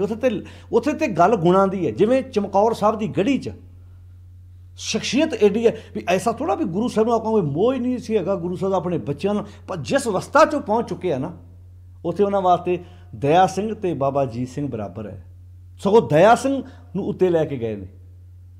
ਉੱਥੇ ਆਪਣੇ ਸਾਹਿਬਜ਼ਾਦਿਆਂ ਦੀਆਂ ਲਾਸ਼ਾਂ ਦੇ ਲਾਗੋਂ ਦੀ ਲੰਘਣਾ ਤੇ ਤਿੰਨਾਂ ਸਿੱਖਾਂ ਨੂੰ ਨਾਲ ਲੈ ਕੇ ਜਾਣਾ, ਇਹ ਗੁਰੂ ਸ਼ਖਸੀਅਤ ਦੀ ਗੱਲ ਸੀ ਵੀ ਉਸ ਵਕਤ ਉਹਨਾਂ ਵਾਸਤੇ ਬਰਾਬਰਤਾ ਹੈ, ਕੋਈ ਵਿਤਕਰਾ ਨਹੀਂ ਹੈ। ਉੱਥੇ ਪਿਓ ਦੀ ਨਜ਼ਰ ਨਾਲ ਨਾ ਵੇਖੋ ਵੀ ਗੁਰੂ ਗੋਬਿੰਦ ਸਿੰਘ ਦੇ ਉਹਨਾਂ ਦੇ ਬਾਪ ਨੇ ਤੇ ਉਹਨਾਂ ਦੇ ਬੇਟੇ ਨੇ, ਉੱਥੇ ਗੁਰੂ ਦੇ ਪੱਖ ਤੋਂ ਵੇਖੋਗੇ ਤਾਂ ਲੱਗੂਗਾ ਬਰਾਬਰਤਾ। ਜਿਵੇਂ ਸਾਰਿਆਂ ਨੂੰ, ਜਿਵੇਂ ਸੂਰਜ ਸਾਰਿਆਂ ਨੂੰ ਰੌਸ਼ਨੀ ਬਰਾਬਰ ਦਿੰਦਾ ਹੈ, ਜਿਵੇਂ ਹਵਾ ਸਾਰਿਆਂ ਨੂੰ ਬਰਾਬਰ ਠੰਡਕ ਦਿੰਦੀ ਹੈ, ਜਿਵੇਂ ਚੰਦਨ ਸਾਰਿਆਂ ਨੂੰ ਸੁਗੰਧੀ ਬਰਾਬਰ ਦਿੰਦਾ, ਵਿਤਕਰੇ ਨਹੀਂ ਕਰਦਾ। ਉੱਥੇ ਤੁਸੀਂ ਇੱਕ ਬਾਪ ਦੀ ਨਾ ਗੱਲ ਕਰਕੇ ਇੱਕ ਗੁਰੂ ਵਾਲਾ ਪੱਖ ਵੇਖੋਗੇ, ਫਿਰ ਉੱਥੇ ਬਰਾਬਰਤਾ ਆਏਗੀ, ਬਰਾਬਰਤਾ ਆਏਗੀ। ਬਸ ਇਸ ਪੱਖ ਨੂੰ ਵੇਖਣਾ। ਜਦੋਂ ਤੁਸੀਂ ਉਹਨੂੰ ਪਿਤਾ ਦੇ ਰੂਪ ਵਿੱਚ ਵੇਖੋਗੇ, ਫਿਰ ਮੋਹ ਵਸ ਗੱਲਾਂ, ਫਿਰ ਸਮਾਜ ਵਿੱਚ ਐਸਾ ਕੁਝ ਹੁੰਦਾ। ਤੋ ਖੈਰ ਜਿਹੜੀ ਆਪਾਂ ਗੱਲ ਕਰ ਰਹੇ ਹਾਂ, ਤੋ ਇੱਥੇ ਜਿਹੜੀ ਗੱਲ ਭਾਈ ਸੱਤਾ ਜੀ ਨੇ ਕਹੀ ਹੋ ਰਿਓ ਗੰਗ ਵਹਾਈ ਹੈ, ਇਹਦਾ ਅਰਥ ਇਹ ਉਲਟੀ ਗੰਗਾ ਵਹਿਣੀ। ਇਹਦਾ ਅਰਥ ਦੁਨੀਆ ਨੇ ਕੁਝ ਹੁਣ ਸ਼ਬਦ ਵਰਤਿਆ, ਦੁਨਿਆਈ ਆਖੇ ਕਿ ਕਿਉਂ। ਦੁਨੀਆ ਹੈਰਾਨ ਤਾਂ ਹੀ ਹੋਈ ਨਾ ਵੀ ਦੁਨੀਆ ਨੇ ਇੱਦਾਂ ਸੋਚਿਆ ਨਹੀਂ ਸੀ। ਜੇ ਆਲਰੇਡੀ ਪਹਿਲਾਂ ਸੋਚਿਆ ਹੁੰਦਾ, ਮੰਨ ਲਓ ਜੇ ਪਹਿਲਾਂ ਹੀ ਸੋਚਿਆ ਹੁੰਦਾ, ਤਾਂ ਫਿਰ ਹੈਰਾਨ ਵਾਲੀ ਗੱਲ ਤਾਂ ਹੋਣੀ ਨਹੀਂ ਸੀ, ਨਾ ਭਾਈ ਸੱਤਾ ਜੀ ਨੇ ਗੱਲ ਲਿਖਣੀ ਸੀ। ਹੁਣ ਇੱਥੇ ਲਿਖਿਆ ਹੋ ਰਿਓ ਗੰਗ ਵਹਾਈਐ ਦੁਨਿਆਈ ਆਖੇ ਕਿ ਕਿਉਂ, ਵੀ ਇਹ ਕੀ ਹੋ ਗਿਆ। ਨਾਨਕ ਈਸ਼ਰ ਜਗਨਾਥ, ਗੁਰੂ ਨਾਨਕ ਸਾਹਿਬ ਜਗਤ ਦੇ ਨਾਥ। ਹੁਣ ਧਿਆਨ ਨਾਲ ਸੁਣਿਓ, ਹੁਣ ਜਗਨਾਥ ਕਿੱਦਾਂ ਹੋਇਆ, ਇਹ ਸ਼ਬਦ ਆਪਾਂ ਪਹਿਲਾਂ ਵੀ ਸਾਂਝਾ ਕੀਤਾ। ਹੁਣ ਇਹ ਸ਼ਬਦ ਵਰਤਿਆ ਨਾਨਕ ਈਸ਼ਰ ਜਗਨਾਥ ਉੱਚ ਹੱਦੀ। ਉੱਚ ਹੱਦੀ ਦਾ ਅਰਥ ਕੀ ਹੈ, ਹੱਦ ਤੋਂ ਉੱਚੀ। ਇੱਕ ਹੁੰਦੀ ਨਾ ਹੱਦ, ਜਿਵੇਂ ਆਪਾਂ ਕਹਿੰਦੇ ਵੀ ਇੱਕ ਆਹ ਚੀਜ਼ ਮੇਰੀ ਹੱਦ 'ਚ ਹੈ, ਇੱਥੋਂ ਤੱਕ ਮੇਰਾ ਹੱਥ ਜਾਂਦਾ ਹੈ, ਇਹ ਹੱਦ ਤੋਂ ਵੀ ਉੱਚੀ ਹੋ ਗਈ। ਯਾਨੀ ਕਿ ਉੱਚ ਹੱਦੀ ਵੈਣ। ਵੈਣ ਦਾ ਅਰਥ ਕੀ ਹੈ, ਬੋਲ, ਬਚਨ। ਵਿਰਕਿਉਂ ਦਾ ਅਰਥ ਕੀ ਹੈ, ਵਿਰਕਿਆ, ਉਸਨੇ ਬੋਲਿਆ, ਕਰਕੇ ਵਿਖਾਤਾ। ਉੱਚ ਹੱਦੀ ਵੈਣ ਵਿਰਕਿਉਂ। ਗੁਰੂ ਨਾਨਕ ਸਾਹਿਬ ਜਗਤ ਦੇ ਨਾਥ ਨੇ ਕਹਿਣ ਲੱਗੇ ਹੱਦ ਤੋਂ ਉੱਚਾ ਵੈਣ, ਹੱਦ ਤੋਂ ਉੱਚੀ ਗੱਲ ਕਰਕੇ ਵਿਖਾ ਦਿੱਤੀ ਹੈ। ਹੁਣ ਹੱਦ ਕੀ ਸੀ, ਦੁਨੀਆ ਨੇ ਇਹ ਸੋਚਿਆ ਬਾਪ ਤੋਂ ਬਾਅਦ ਪੁੱਤਰ ਆਏਗਾ, ਇਹ ਹੱਦ ਸੀ। ਪਰ ਹੱਦ ਤੋਂ ਉੱਚੀ ਕੀ ਸੀ ਵੀ 1532 'ਚ ਬਾਬਾ ਲਹਿਣਾ ਜੀ ਆਉਂਦੇ ਨੇ ਅਤੇ 1539 'ਚ ਜ਼ਿੰਮੇਵਾਰੀ ਚੱਕ ਲੈਂਦੇ ਨੇ। ਨਾਲੇ ਸਭ ਤੋਂ ਵੱਡੀ ਗੱਲ ਹੈ, ਧਿਆਨ ਨਾਲ ਸੁਣਿਓ, ਐਸਾ ਨਹੀਂ ਕਿ ਬਾਬਾ ਲਹਿਣਾ ਜੀ ਗੁਰੂ ਨਾਨਕ ਸਾਹਿਬ ਜੀ ਨੂੰ ਪਹਿਲਾਂ ਉਹਨਾਂ ਬਾਰੇ ਕਦੀ ਸੁਣਿਆ ਨਹੀਂ ਹੋਏਗਾ। ਤੁਸੀਂ ਖਡੂਰ ਸਾਹਿਬ ਦਾ ਇਤਿਹਾਸ ਪੜ੍ਹੋ, ਉੱਥੇ ਵੀ ਲਿਖ ਕੇ ਲਾਇਆ ਕਿ 8 ਪਾਤਸ਼ਾਹੀਆਂ ਦੀ ਚਰਨ ਛੋਹ ਇਸ ਧਰਤੀ ਨੂੰ ਪ੍ਰਾਪਤ ਹੈ। ਹੁਣ ਇਹਦਾ ਅਰਥ 8 ਪਾਤਸ਼ਾਹੀਆਂ ਦੇ ਵੇਖੋਗੇ ਤਾਂ ਗੁਰੂ ਨਾਨਕ ਸਾਹਿਬ ਜੀ ਵੀ ਉਸ ਏਰੀਆ 'ਚ ਆਏ ਨੇ। ਅਤੇ ਮੱਤੇ ਦੀ ਸਰਾਂ, ਜਿਹੜੀ ਨਾਗੇ ਦੀ ਸਰਾਂ, ਜਿੱਥੇ ਜਿਹੜਾ ਮੁਕਤਸਰ ਜ਼ਿਲ੍ਹੇ ਵਿੱਚ ਜਿੱਥੇ ਗੁਰੂ ਅੰਗਦ ਸਾਹਿਬ ਜੀ ਦਾ ਪ੍ਰਕਾਸ਼ ਹੁੰਦਾ ਹੈ, ਉਸ ਤੋਂ ਬਾਅਦ ਉਹ ਖਡੂਰ ਸਾਹਿਬ ਆ ਜਾਂਦੇ ਨੇ। ਹੁਣ ਇਹਦਾ ਅਰਥ ਵਾ ਵੀ ਕੋਈ ਮਾਮੂਲੀ ਸ਼ਖਸੀਅਤ ਨਹੀਂ ਹੈ ਗੁਰੂ ਨਾਨਕ ਸਾਹਿਬ। ਉਹਨਾਂ ਬਾਰੇ ਉਹ ਖਡੂਰ ਸਾਹਿਬ 'ਚ ਰਹਿ ਕੇ ਉਹਨਾਂ ਸੁਣਿਆ ਵੀ ਹੈ, ਉਹਨਾਂ ਬਾਰੇ ਉਹਨਾਂ ਦੀ ਵਿਚਾਰ। ਤਾਂ ਹੀ ਭਾਈ ਜੋਧ ਕੋਲੋਂ ਬਾਣੀ ਸੁਣ ਕੇ, ਵਿਚਾਰ ਸੁਣ ਕੇ ਤੇ ਉਸ ਬੰਨੇ ਤੁਰਦੇ ਨੇ। ਖੈਰ ਇੱਕ ਤੇ ਆਪਾਂ ਵੱਖਰਾ ਟੌਪਿਕ ਲੈ ਕੇ ਇਸ ਵਿਸ਼ੇ 'ਤੇ ਗੱਲ ਕਰਾਂਗੇ। ਅੱਜ ਆਪਾਂ ਸਿਰਫ ਇੰਨੀ ਗੱਲ ਕਰ ਰਹੇ ਹਾਂ ਵੀ ਨਾਨਕ ਈਸ਼ਰ ਜਗਨਾਥ। ਹੁਣ ਜਗਨਾਥ, ਜਗਤ ਦਾ ਨਾਥ, ਇਹ ਸ਼ਬਦ ਕਿਉਂ ਵਰਤਿਆ? ਜਿਵੇਂ ਭਾਈ ਗੁਰਦਾਸ ਜੀ ਨੇ ਬਚਨ ਨਹੀਂ ਵਰਤਿਆ ਕਿ ਜਾਹਰ ਪੀਰ ਜਗਤ ਗੁਰ ਬਾਬਾ। ਹੁਣ ਜੇ ਸਾਡੇ 'ਤੇ ਕੱਲ੍ਹ ਨੂੰ ਕੋਈ ਕੁਐਸਚਨ ਕਰਦੇ ਵੀ ਤੁਹਾਡੇ ਬਾਬੇ ਨੂੰ ਜਗਤ ਦਾ ਬਾਬਾ ਕਿਉਂ ਆਖਿਆ ਭਾਈ ਗੁਰਦਾਸ ਜੀ ਨੇ, ਜਦੋਂ ਭਾਈ ਗੁਰਦਾਸ ਜੀ ਇਹ ਪੌੜੀਆਂ ਲਿਖ ਰਹੇ ਨੇ, ਕੁਝ ਸੋਚ ਸਮਝ ਕੇ ਲਿਖ ਰਹੇ ਨੇ ਨਾ, ਕੁਝ ਉਹਨਾਂ ਦੇ ਦਿਮਾਗ 'ਚ ਵਿਚਾਰਾਂ ਹੈਗੀਆਂ ਤਾਂ ਲਿਖ ਰਹੇ ਵੀ ਕੱਲ੍ਹ ਨੂੰ ਕਿਸੇ ਨੇ ਕੁਐਸਚਨ ਕਰਤਾ ਵੀ ਤੁਹਾਡਾ ਬਾਬਾ ਜਗਤ ਦਾ ਨਾਥ ਕਿੱਦਾਂ ਹੋ ਗਿਆ, ਇਹ ਜਗਤ ਦਾ ਬਾਬਾ ਕਿੱਦਾਂ ਹੋ ਗਿਆ। ਜਗਤ ਵਿੱਚ ਤਾਂ ਬੜੀਆਂ ਕੰਟਰੀਆਂ ਆਉਂਦੀਆਂ ਨੇ, ਜਗਤ ਤੇ ਬਹੁਤ ਵੱਡਾ, ਦੁਨੀਆ ਤਾਂ ਬਹੁਤ ਵੱਡੀ ਹੈ। ਹੁਣ ਧਿਆਨ ਨਾਲ ਸੁਣਿਓ, ਬੜਾ ਵਜ਼ਨਦਾਰ ਪੁਆਇੰਟ ਹੈ। ਹਰ ਮਜ਼ਹਬ ਇੱਥੇ ਆਇਆ, ਹਰ ਮਜ਼ਹਬ ਦੇ ਰਹਿਬਰ ਨੇ ਆਪਣੀ ਆਪਣੀ ਗੱਲ ਕੀਤੀ, ਉਹਨਾਂ ਦੇ ਆਪਣੇ ਪੈਰੋਕਾਰਾਂ ਤੱਕ ਸੀਮਿਤ ਰਹਿ ਗਈ। ਕਿਸੇ ਨੇ ਬਾਹਰ ਦੀਆਂ ਗੱਲਾਂ ਕਰ ਵਿਖਾਈਆਂ, ਕਿਸੇ ਨੇ ਕੁਝ ਕੀਤਾ, ਕਿਸੇ ਨੇ ਔਰਤ ਪਿੱਛੇ ਲੜਾਈਆਂ ਦੀਆਂ ਕਹਾਣੀਆਂ ਲਿਖ ਕੇ ਪਾਤੀਆਂ, ਕਿਸੇ ਨੇ ਪਰਬਤਾਂ ਦੀਆਂ ਗੱਲਾਂ ਕਰਤੀਆਂ, ਕਿਸੇ ਨੇ ਮਰਨ ਤੋਂ ਬਾਅਦ ਸਵਰਗ ਦੀ ਗੱਲ ਕੀਤੀ। ਬਸ ਫਰਕ ਪਤਾ ਕੀ ਆ, ਗੁਰੂ ਗ੍ਰੰਥ ਸਾਹਿਬ ਜੀ ਦੇ ਵਿੱਚ ਜਿਹੜਾ ਉਚਾਰਨ ਕੀਤਾ ਹੋਇਆ ਗਿਆ, ਜਿਹੜਾ ਬਾਣੀ ਪੜ੍ਹਦੇ ਅਸੀਂ, ਬਾਬੇ ਨੇ ਬੰਦੇ ਦੇ ਬ੍ਰੇਨ ਦੀ ਗੱਲ ਕੀਤੀ ਆ, ਬਾਬੇ ਨੇ ਬੰਦੇ ਦੇ ਮਨ ਦੀ ਗੱਲ ਕੀਤੀ ਆ, ਅਤੇ ਮਨ ਦੁਨੀਆ ਦੇ ਹਰ ਬੰਦੇ ਕੋਲ ਹੈ। ਮੈਂ ਕਹਿੰਦਾ ਕਿਸੇ ਕੰਟਰੀ 'ਚ ਮੰਨ ਲਓ ਸਿੱਖ ਨਹੀਂ ਵੀ ਹੈਗਾ, ਪਰ ਉੱਥੋਂ ਦੇ ਰਹਿਣ ਵਾਲੇ, ਮੰਨ ਲਓ ਕਿਸੇ ਕੰਟਰੀ 'ਚ ਸਿੱਖ ਨਹੀਂ ਹੈਗਾ, ਉੱਥੇ ਬਾਣੀ ਵੀ ਨਹੀਂ ਪਹੁੰਚੀ, ਬਾਣੀ ਦੀ ਪੋਥੀ ਵੀ ਹੈ ਨਹੀਂ, ਮੰਨ ਲਓ, ਮੈਂ ਉਦਾਹਰਨ ਦਿੰਦਾ, ਮੰਨ ਲਓ ਕੋਈ ਕੰਟਰੀ ਐਸੀ ਹੈ, ਕੋਈ ਟਾਪੂ ਐਸਾ ਹੈ ਦੁਨੀਆ ਦੀ ਜਿੱਥੇ ਨਹੀਂ ਪਹੁੰਚਿਆ ਕੋਈ, ਪਰ ਉੱਥੇ ਰਹਿਣ ਵਾਲੇ ਬੰਦਿਆਂ ਕੋਲ ਮਨ ਹੈਗਾ ਨਾ, ਅਤੇ ਜਿਹਦੇ ਕੋਲ ਵੀ ਮਨ ਹੈ ਬਾਬਾ ਉਹਦਾ ਕੋਈ ਨਾ ਕੋਈ ਲੱਗਦਾ ਹੈ ਵੀ ਗੁਰੂ। ਹੁਣ ਜਦੋਂ ਸਬਰ ਸੰਤੋਖ ਦੀਆਂ ਗੱਲਾਂ ਆਉਂਦੀਆਂ ਨੇ, ਜਦੋਂ ਭਾਈ ਬਲਵੰਡ ਜੀ ਨੇ ਆਖਿਆ कि दे गुना सत भैन भरा मैं दैवी गुण गुरु नानक दे सके भैन भरा वा। तो ईमानदारी नाल हुण सोचिओ जिथे तुसीं बैठे जे, सत संतोख दया धर्म धीरज हर एक दे अंदर च हैगे आ ना। तो फिर बाबा जो गल ही उन्होंने दैवी गुणा भैन भरावां की कर रहा, तो यदा अर्थ बाबे ने जो गल ही मन की की है, तो बाबा सारिਆਂ का लगता कुछ ना कुछ। गर्दन तो उपरले हिस्से की गल आ, ब्रेन जिन्हों आप गगन भी कहने आ, उहदी गल की है। तो खैर हुण इत्थे शब्द वरतिया नानक ईश्वर जग ना। जो तुसीं अपने बच्चों अपन धियां अपने पुत्रां इस एंगल तो समझाओगे ना, उन्होंने माण महसूस होना गुरु नानक साहिब की गोच बहन का, गुरु ग्रंथ साहिब की ताबिया बैठ के माण महसूस होना। हुण जिहड़े लोग इदां बैठ के गल्लां करी जांदे, वेखो जी ये तां एक खित्ते की गल है, एक इलाके की गल है, माफ़ करना खूह दे डड्डू ने। हुण जे उन्होंने बाणी नहीं पढ़ के विचार के वेखी तो साडा कसूर थोड़ा है।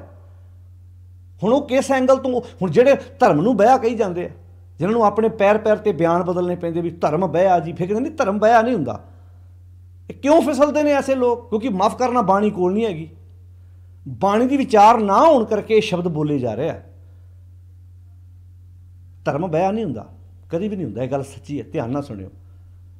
पहली गल तो धर्म की डेफिनेशन की है, चंगे काम करने सकल धर्म ने श्रेष्ठ धर्म, हर को नाम जप निर्मल कर्म। तो खैर जी मैं बेनती करनी चाहिए, हुण ध्यान नाल सुनियो इस गल नूं। गुरु नानक साहब सच्चे पातशाह जी ने जिहड़ी विचारधारा दित्ती सी, वो बा कमाल सी। सिख दरती स्टूडेंट है। हुण तुसीं किसी कंट्री च भी पढ़न वाला बच्चा जिहड़ा उहनूं तुसीं किसी लैंगवेज बोलो, पर है तो सिखियार्थी ना, उत्थे है तो स्टूडेंट ही है ना। तो बाबे ने साढ़े नां नाल शब्द उत्ता सिख, सिख मीन असीं मन नूं सही करन वाला जिन्हों ज्ञान लेने, असीं स्टूडेंट हाँ, असीं सिख हाँ। तो इस करके सह मेरा नीत नवा। तो भाई सत्ता जी कहते हैं होरियों गंग वहाई है, उल्टी गंगा वहा दी। दुनियाई आख है कि क्यों दुनिया ने सोच, इर्द गिर्द वसन वाले ने जो सोचिया ही नहीं सी, वो तो सोच के इदा ब्रेन च बिठा के बैठे सी भी नहीं भाई गुरु नानक साहब तो बाद श्री चंद लक्ष्मी दास ही जिम्मेवारी चक्कणगे। पर बाबा लैणा जी जो ये जिम्मेवारी चुकते हैं, वो तो उल्टी गंगा वाहण वाली गल भाई सत्ता जी लिख रहे हैं। कहते तो कमाल हो गई। नानक ईश्वर जगन्नाथ, जिहड़ा जगत का नाथ, भाव जगत का नाथ क्यों आख्या? भाव गुरु साहब जी ने जिहड़ा उपदेश बख्शिश किया वो समुची कायनात वास्ते है। वखरी गल है कि असीं रुमालियां चों बाहर कढ के ही नहीं वेखिया, वखरी गल है कि असीं सिर्फ सैरां ते भोग लवाउण तक ही रख लिया। इत्थों की गल की बाबे ने, ध्यान नाल सुनियो। उच्च हद्दी, उच्च हद्दी का अर्थ की है हद तो उच्ची। वैन विर क्यों? बाबे ने हद तो उच्चे बचन कहे थे, ਜਿਹੜੇ ਜਿਹੜੇ सोच हद होंगे ना भी मैं तो सोचा भी नहीं तू इदा करेंगे। जिवें आप कई बार बंदे नूं कही दिंदे आ भी मैं तो सोचा भी नहीं तू इदा करेंगा मेरे नाल, भी दुनिया ने तो इदा सोचा भी नहीं सी। ਜਿਹੜਾ कदम गुरु साहब जी ने चक के उल्टी गंगा वहा के रख दी, तो बाबा लैणा जी नूं वो जिम्मेवारी सौंप दी। तो अगे माधाना पर्बत कर नेत्र बासक, कहते गुरु नानक साहब ने एवें नहीं किया है। ध्यान नाल सुनिया इस गल नूं। अड़ी 4 नंबर पौड़ी है ना, बहुत ध्यान मंगती है। कहते माधाना पर्बत कर नेत्र बासक शब्द रिड़ क्यों। एक मिथ है, बस ध्यान नाल सुनो। मिथ होंदी जिहड़ी मिथी हुई है, जरूरी नहीं इदां होई हुई। मिथ है, मिथ की है भी पुराण कथा अनुसार देवतिया ने कहते खीर समुद्र नूं रिड़कण वेले सुमेर पर्बत नूं मधानी बनाया। एक ये मिथ है भी तां सुमेर पर्बत नूं मधानी बना के जदों उन्होंने समुद्र नूं रिड़किया, ਉਹਦੇ ਵਿੱਚੋਂ फिर 14 रतन ये मिथ है, 14 रतन कढ़े। भाई सत्ता जी कहते सानू नहीं पता भी सुमेर पर्बत नूं, जिद्दां आपां कल दी गल च कीती सी भी धर्मराज है देवता लै गल्लां करे दलाली, कहते सानू नहीं पता भी धर्मराज हैगा वो वही खाता लैके हिसाब किताब करदा कि नहीं करदा। पर असीं तो इत्थों की गल करदे भी साडे सामने आ वापरदा, साडे सामने तो आ प्रैक्टिकल हो रहा। असीं तो साडे वास्ते असीं तो प्रैक्टिकल वेख लिया इत्थे भी दुनियावी लोगों के किद्दां फैसले करने भी इत्थे ना कोई फाह लैके मरे, इत्थे ना कोई डिप्रैशन का शिकार होवे, इत्थे ना लोग कोई परेशान होण। गुरु साहब तो इत्थों के फैसले कर रहे हैं जिथे बैठे आ। हुण उत्थे कहते सानू नहीं पता भी पर्बत नूं इदां मधानी बना के सुमेर पर्बत नूं मधानी बना के समुद्र नूं रिड़किया, वो 14 रतन कढ़े। सानू नहीं इस गल का पता। पहली गल तो हो भी नहीं सकता क्योंकि वो तो मिथ है। पर कहते जी असली गल है तुहानूं आ दसी है भी इत्थे इदां होया। कहते किदां? कहते माधाना पर्बत, मूँह तो इत्थे हुण मधाना शब्द की वरत्या? पर्बत सब तो उच्चा है ना, तो सब तो उच्ची साडी बॉडी च की है? साडा ब्रेन। इत्थे काम करदी है बंदे दी सुरत। हुण ध्यान नाल सुणिओ, जे बंदे दी आ सुरत काम करदी है, मान लो बंदे दा ब्रेन काम करदा है, शरीर का कोई अंग ना भी काम करे, बंदा तंदुरुस्त है। तुसीं वेखो, मान लो किसी बंदे दा हत्थ पैर काम ना करदा होवे पर बंदे दा ब्रेन पूरा काम करदा, सलाह लैके तुरदे उहनूं, पर हत्थ पैर पूरे काम होण पर आ काम ना करदा, मैंटल होए, सलाह लैंदा वेखिआ कोई पागल बंदे कोलों सलाह लैंदा वेखिआ साहस नहीं जी, क्योंकि इत्थों पाज है बेचारा, इत्थों हैंडीकैप है, पर लत्त बांह टुटी है पर फिर भी पुछ के तुरदे, कहंदे ब्रेन बहुत काम करदा इहदा, ਇਹਦਾ ਦਿਮਾਗ ਬਹੁਤ ਕੰਮ ਕਰਦਾ, ਇਹਨੂੰ ਪੁੱਛ ਕੇ ਤੁਰੋ, ਕਿਉਂਕਿ ਉਹਦੇ ਕੋਲ ਕੀ ਹੈ, ਸਮੇਰ ਪਰਬਤ, ਸੁਰਤ। ਹੁਣ ਇਹਦੇ ਸ਼ਬਦ ਵਰਤਿਆ, ਹੁਣ ਇਹਦਾ ਕਿੰਨੇ ਇੰਟੈਲੀਜੈਂਟ ਹੋਣਗੇ ਇਹ ਭਾਈ ਸੱਤਾ ਜੀ ਹੋਣੀ, ਕਿੰਨੀ ਸੁਰਤ ਉੱਚੀ ਹੋਏਗੀ, ਕਿੰਨੇ ਵਧੀਆ ਸ਼ਬਦ ਉਹਨਾਂ ਨੇ ਆਪਣੀ ਸੁਰਤ 'ਚੋਂ ਕੱਢੇ ਹੋਣਗੇ। ਐਵੇਂ ਥੋੜ੍ਹਾ ਗੁਰੂ ਅਰਜਨ ਸਾਹਿਬ ਜੀ ਨੇ ਉਹਨਾਂ ਨੂੰ ਉਸ ਗ੍ਰੰਥ ਵਿੱਚ ਜਗ੍ਹਾ ਦੇ ਦਿੱਤੀ ਹੈ। ਹੁਣ ਕੀ ਕਾਨਾ ਪੀਲੂ ਛੱਜੂ ਸ਼ਾਹ ਹੁਸੈਨ ਵਰਗੇ ਸਿਫਾਰਸ਼ੀ ਲੋਕ ਵੀ ਆਉਂਦੇ, ਪ੍ਰਵਾਹ ਨਹੀਂ ਰੱਖਿਆ। ਇੱਥੇ ਕੋਈ ਸਿਫਾਰਸ਼ ਥੋੜ੍ਹਾ ਸੀ, ਇੱਥੇ ਕੋਈ ਸਿਫਾਰਸ਼ ਥੋੜ੍ਹਾ ਸੀ, ਇੱਥੇ ਗਿਆਨ ਦੀ ਖੇਡ ਸੀ। ਇੱਥੇ ਟਣਕਾ ਕੇ ਵੇਖਿਆ ਵੀ ਕਿਆ ਵਿਚਾਰਧਾਰਾ ਵੀ। ਕਹਿੰਦੇ ਮਾਧਾਣਾ ਪਰਬਤ, ਕਹਿੰਦੇ ਇੱਥੇ ਹੁਣ ਪਰਬਤ ਉੱਚਾ, ਕਹਿੰਦੇ ਉੱਚੀ ਸੁਰਤ ਪਰਬਤ ਹੈ। ਮੰਨ ਲਓ ਉੱਚੀ ਸੁਰਤ ਪਰਬਤ ਨੂੰ ਮਧਾਣੀ ਬਣਾ ਲਿਆ ਗੁਰੂ ਨਾਨਕ ਸਾਹਿਬ ਨੇ। ਮਤਲਬ ਗੁਰੂ ਨਾਨਕ ਸਾਹਿਬ ਦੀ ਸੁਰਤ ਕਿੱਡੀ ਉੱਚੀ ਹੋਏਗੀ। ਇਹ ਕੌਣ ਕਹਿ ਰਿਹਾ? ਭਾਈ ਸੱਤਾ ਜੀ। ਕਹਿੰਦੇ ਮਾਧਾਣਾ ਪਰਬਤ ਕਰ ਨੇਤਰ ਬਾਸਕ, ਬਾਸਕ ਸੱਪਾਂ ਦਾ ਰਾਜਾ ਮੰਨਿਆ ਗਿਆ। ਇੱਥੇ ਇੱਥੇ ਇੱਥੇ ਮਨ, ਇੱਥੇ ਸੱਪ ਕੌਣ ਹੈ? ਮਨ। ਮਨ ਬਾਸਕ ਨੂੰ ਨੇਤਰਾ ਪਾ ਕੇ ਸੁਰਤ ਰੂਪੀ ਮਧਾਣੀ ਦੇ ਨਾਲ ਕੀ ਕੀਤਾ? ਸ਼ਬਦ ਰਿੜਕਿਓਨ, ਸ਼ਬਦ ਨੂੰ ਰਿੜਕਿਆ। ਹੁਣ ਧਿਆਨ ਨਾਲ ਸੁਣਿਓ, ਜਿਹੜੇ ਤੁਹਾਡੇ ਜੋ ਪੜ੍ਹੇ ਲਿਖੇ ਘਰਾਂ 'ਚ ਬੈਠੇ ਸੁਣ ਰਹੇ ਜੀ। ਜਦੋਂ ਡਾਕਟਰ ਬਣਦਾ ਕਾਹਦੇ ਨਾਲ ਬਣਦਾ? ਲਾ ਕਰਦੇ ਨੂੰ, ਕਾਨੂੰਨ ਪੜ੍ਹਦਾ, ਐਡਵੋਕੇਟ ਬਣਦਾ ਕਾਹਦੇ ਨਾਲ ਪੜ੍ਹਦਾ? ਬ੍ਰੇਨ ਨਾਲ ਪੜ੍ਹਦਾ ਨਾ, ਸਟੱਡੀ ਕਰਦਾ। ਉੱਚੀ ਸੁਰਤ ਹੁੰਦੀ ਹੈ, ਉਹ ਕੀ ਕਰਦਾ? ਉੱਚੀ ਸੁਰਤ ਨਾਲ, ਸੁਰਤ ਉੱਚੀ ਲੈ ਕੇ ਫਿਰ ਮਨ ਦੇ ਨਾਲ, ਫਿਰ ਉਹ ਜਦੋਂ ਐਜੂਕੇਸ਼ਨ ਕਿਤਾਬਾਂ ਘੋਖਦਾ, ਫਿਰ ਉਹ 'ਚੋਂ ਲਾ ਨਿਕਲਦਾ, ਉਹ 'ਚੋਂ ਇੱਕ ਐਡਵੋਕੇਟ ਦਾ ਜਨਮ ਹੁੰਦਾ। ਮਾਂ ਬਾਪ ਨੇ ਇੱਕ ਸਰੀਰ ਨੂੰ ਜਨਮ ਦਿੱਤਾ ਸੀ, ਪਰ ਉਹਨੇ ਕਿਤਾਬਾਂ ਨੂੰ ਰਿੜ ਕੇ ਉਹ 'ਚੋਂ ਉਹਦੇ ਵਿੱਚੋਂ ਇੱਕ ਵਕੀਲ ਨੂੰ ਜਨਮ ਦਿੱਤਾ, ਉਹਦੇ ਵਿੱਚੋਂ ਐਡਵੋਕੇਟ ਨੂੰ ਜਨਮ ਦਿੱਤਾ, ਉਹਦੇ ਵਿੱਚੋਂ IPS, ਉਹਦੇ ਵਿੱਚੋਂ IAS। ਇਹ ਮੈਂ ਦੁਨਿਆਵੀ ਗੱਲ ਕਰ ਰਿਹਾ। ਇੱਥੇ ਗੱਲ ਕਰੀ ਸ਼ਬਦ ਰਿੜਕੇ ਹੋਣ। ਹੁਣ ਜੇ ਇਹਨਾਂ ਸ਼ਬਦਾਂ ਦੇ ਆਧਾਰ ਤੁਸੀਂ ਆਪਣੇ ਬੱਚਿਆਂ ਦੇ ਸਾਹਮਣੇ ਐਜੂਕੇਸ਼ਨ ਦੀ ਗੱਲ ਕਰੋ, ਕਿਹੜਾ ਹੁੰਦਾ ਜੀ? ਗੁਰੂ ਨਾਨਕ ਸਾਹਿਬ ਦੀ ਬਾਣੀ ਐਜੂਕੇਸ਼ਨ 'ਚ ਰੁਕਾਵਟ ਹੈ। ਕੌਣ ਆਂਦਾ ਬਾਣੀ ਐਜੂਕੇਸ਼ਨ ਦੁਨਿਆਵੀ ਵਿਕਾਸ ਵਿੱਚ ਰੁਕਾਵਟ ਖੜੀ ਕਰਦੀ ਹੈ ਜੀ? ਮੇਰਾ ਸਵਾਲ ਉਹਨਾਂ ਨੂੰ 967 ਨੰਬਰ ਅੰਕ 'ਤੇ ਹੈ। ਸ਼ਬਦ ਰਿੜਕੇ ਹੋਣ, ਤੇ ਸ਼ਬਦ ਉਹਨੇ ਲਾ ਦੀਆਂ ਕਿਤਾਬਾਂ ਨੂੰ ਰਿੜਕਿਆ, ਇੱਕ ਐਡਵੋਕੇਟ ਦਾ ਜਨਮ ਹੋਇਆ। ਉਹਨੇ ਮੈਡੀਕਲ ਦੀਆਂ ਕਿਤਾਬਾਂ ਨੂੰ ਪੜ੍ਹਿਆ, ਇੱਕ ਡਾਕਟਰ ਦਾ ਜਨਮ ਹੋਇਆ। ਉਹਨੇ ਕਿਤਾਬਾਂ ਨੂੰ ਰਿੜਕਿਆ, ਇੱਕ ਪਾਇਲਟ ਦਾ ਜਨਮ ਹੋਇਆ, ਜਿਹੜਾ ਪਲੇਨ ਨੂੰ ਉਡਾਉਂਦਾ ਹੈ। ਹੁਣ ਇੱਥੋਂ ਤੁਸੀਂ ਸ਼ਬਦ ਰਿੜਕਿਆ, ਬਾਬੇ ਨੇ ਸੋਹਣੇ ਸਮਾਜ ਨੂੰ ਸਿਰਜਿਆ, ਦੇਵਤੇ ਪੈਦਾ ਕੀਤੇ, ਵਧੀਆ ਇਨਸਾਨ ਪੈਦਾ ਕੀਤੇ, ਵਧੀਆ ਮਾਹੌਲ ਸਿਰਜਿਆ। ਕਹਿੰਦੇ ਮਾਧਾਣਾ ਪਰਬਤ, ਉੱਚੀ ਸੁਰਤ ਦੀ ਮਧਾਣੀ ਕਰ ਨੇਤਰ ਬਾਸਕ। ਕਿਆ ਬਾਤ ਹੈ, ਕਿੰਨੇ ਪਿਆਰੇ ਸ਼ਬਦ। ਨੇਤਰਾ ਹੁੰਦਾ ਨਾ ਮਧਾਣੀ ਦੇ ਬੰਨੇ ਬੰਨੇ ਰੱਸੀ। ਇਹ ਹੁਣ ਤਾਂ ਹੁਣ ਅਗਲੀ ਪੀੜ੍ਹੀ ਨੂੰ ਸਮਝਾਉਣਾ ਪੈਣਾ। ਉਹਨਾਂ ਹੁਣ ਜਿਹਨਾਂ ਨੇ ਬਟਰ ਬਣਿਆ ਬਣਾਤਾ ਮਿਲਦਾ, ਉਹਨਾਂ ਨੂੰ ਸਮਝਾਉਣਾ ਥੋੜ੍ਹਾ ਔਖਾ ਹੈ। ਨੇਤਰਾ ਹੁੰਦਾ ਮਧਾਣੀ ਦੇ ਬੰਨੇ ਬੰਨੇ, ਮਧਾਣੀ ਦੇ ਬੰਨੇ ਬੰਨੇ ਜਿਹੜੀ ਰੱਸੀ ਹੁੰਦੀ ਉਹਨੂੰ ਮਧਾਣਾ, ਕਿਉਂਕਿ ਅਸੀਂ ਤਾਂ ਪਿੰਡਾਂ ਜੰਮੇ ਪਲੇ ਹਾਂ, ਸਾਨੂੰ ਤਾਂ ਪਤਾ ਵੀ ਅਸੀਂ ਆਪਣੀਆਂ ਦਾਦੀਆਂ ਨੂੰ, ਆਪਣੀਆਂ ਮਾਵਾਂ ਨੂੰ ਦਹੀਂ ਰਿੜਕਦੇ ਵੇਖਿਆ ਵੀ ਇੱਦਾਂ ਮਧਾਣੀ ਦੇ ਬੰਨੇ ਬੰਨੇ ਜਿਹੜੀ ਰੱਸੀ ਹੁੰਦੀ ਹੈ ਉਹਨੂੰ ਨੇਤਰਾ ਕਹਿੰਦੇ ਆ।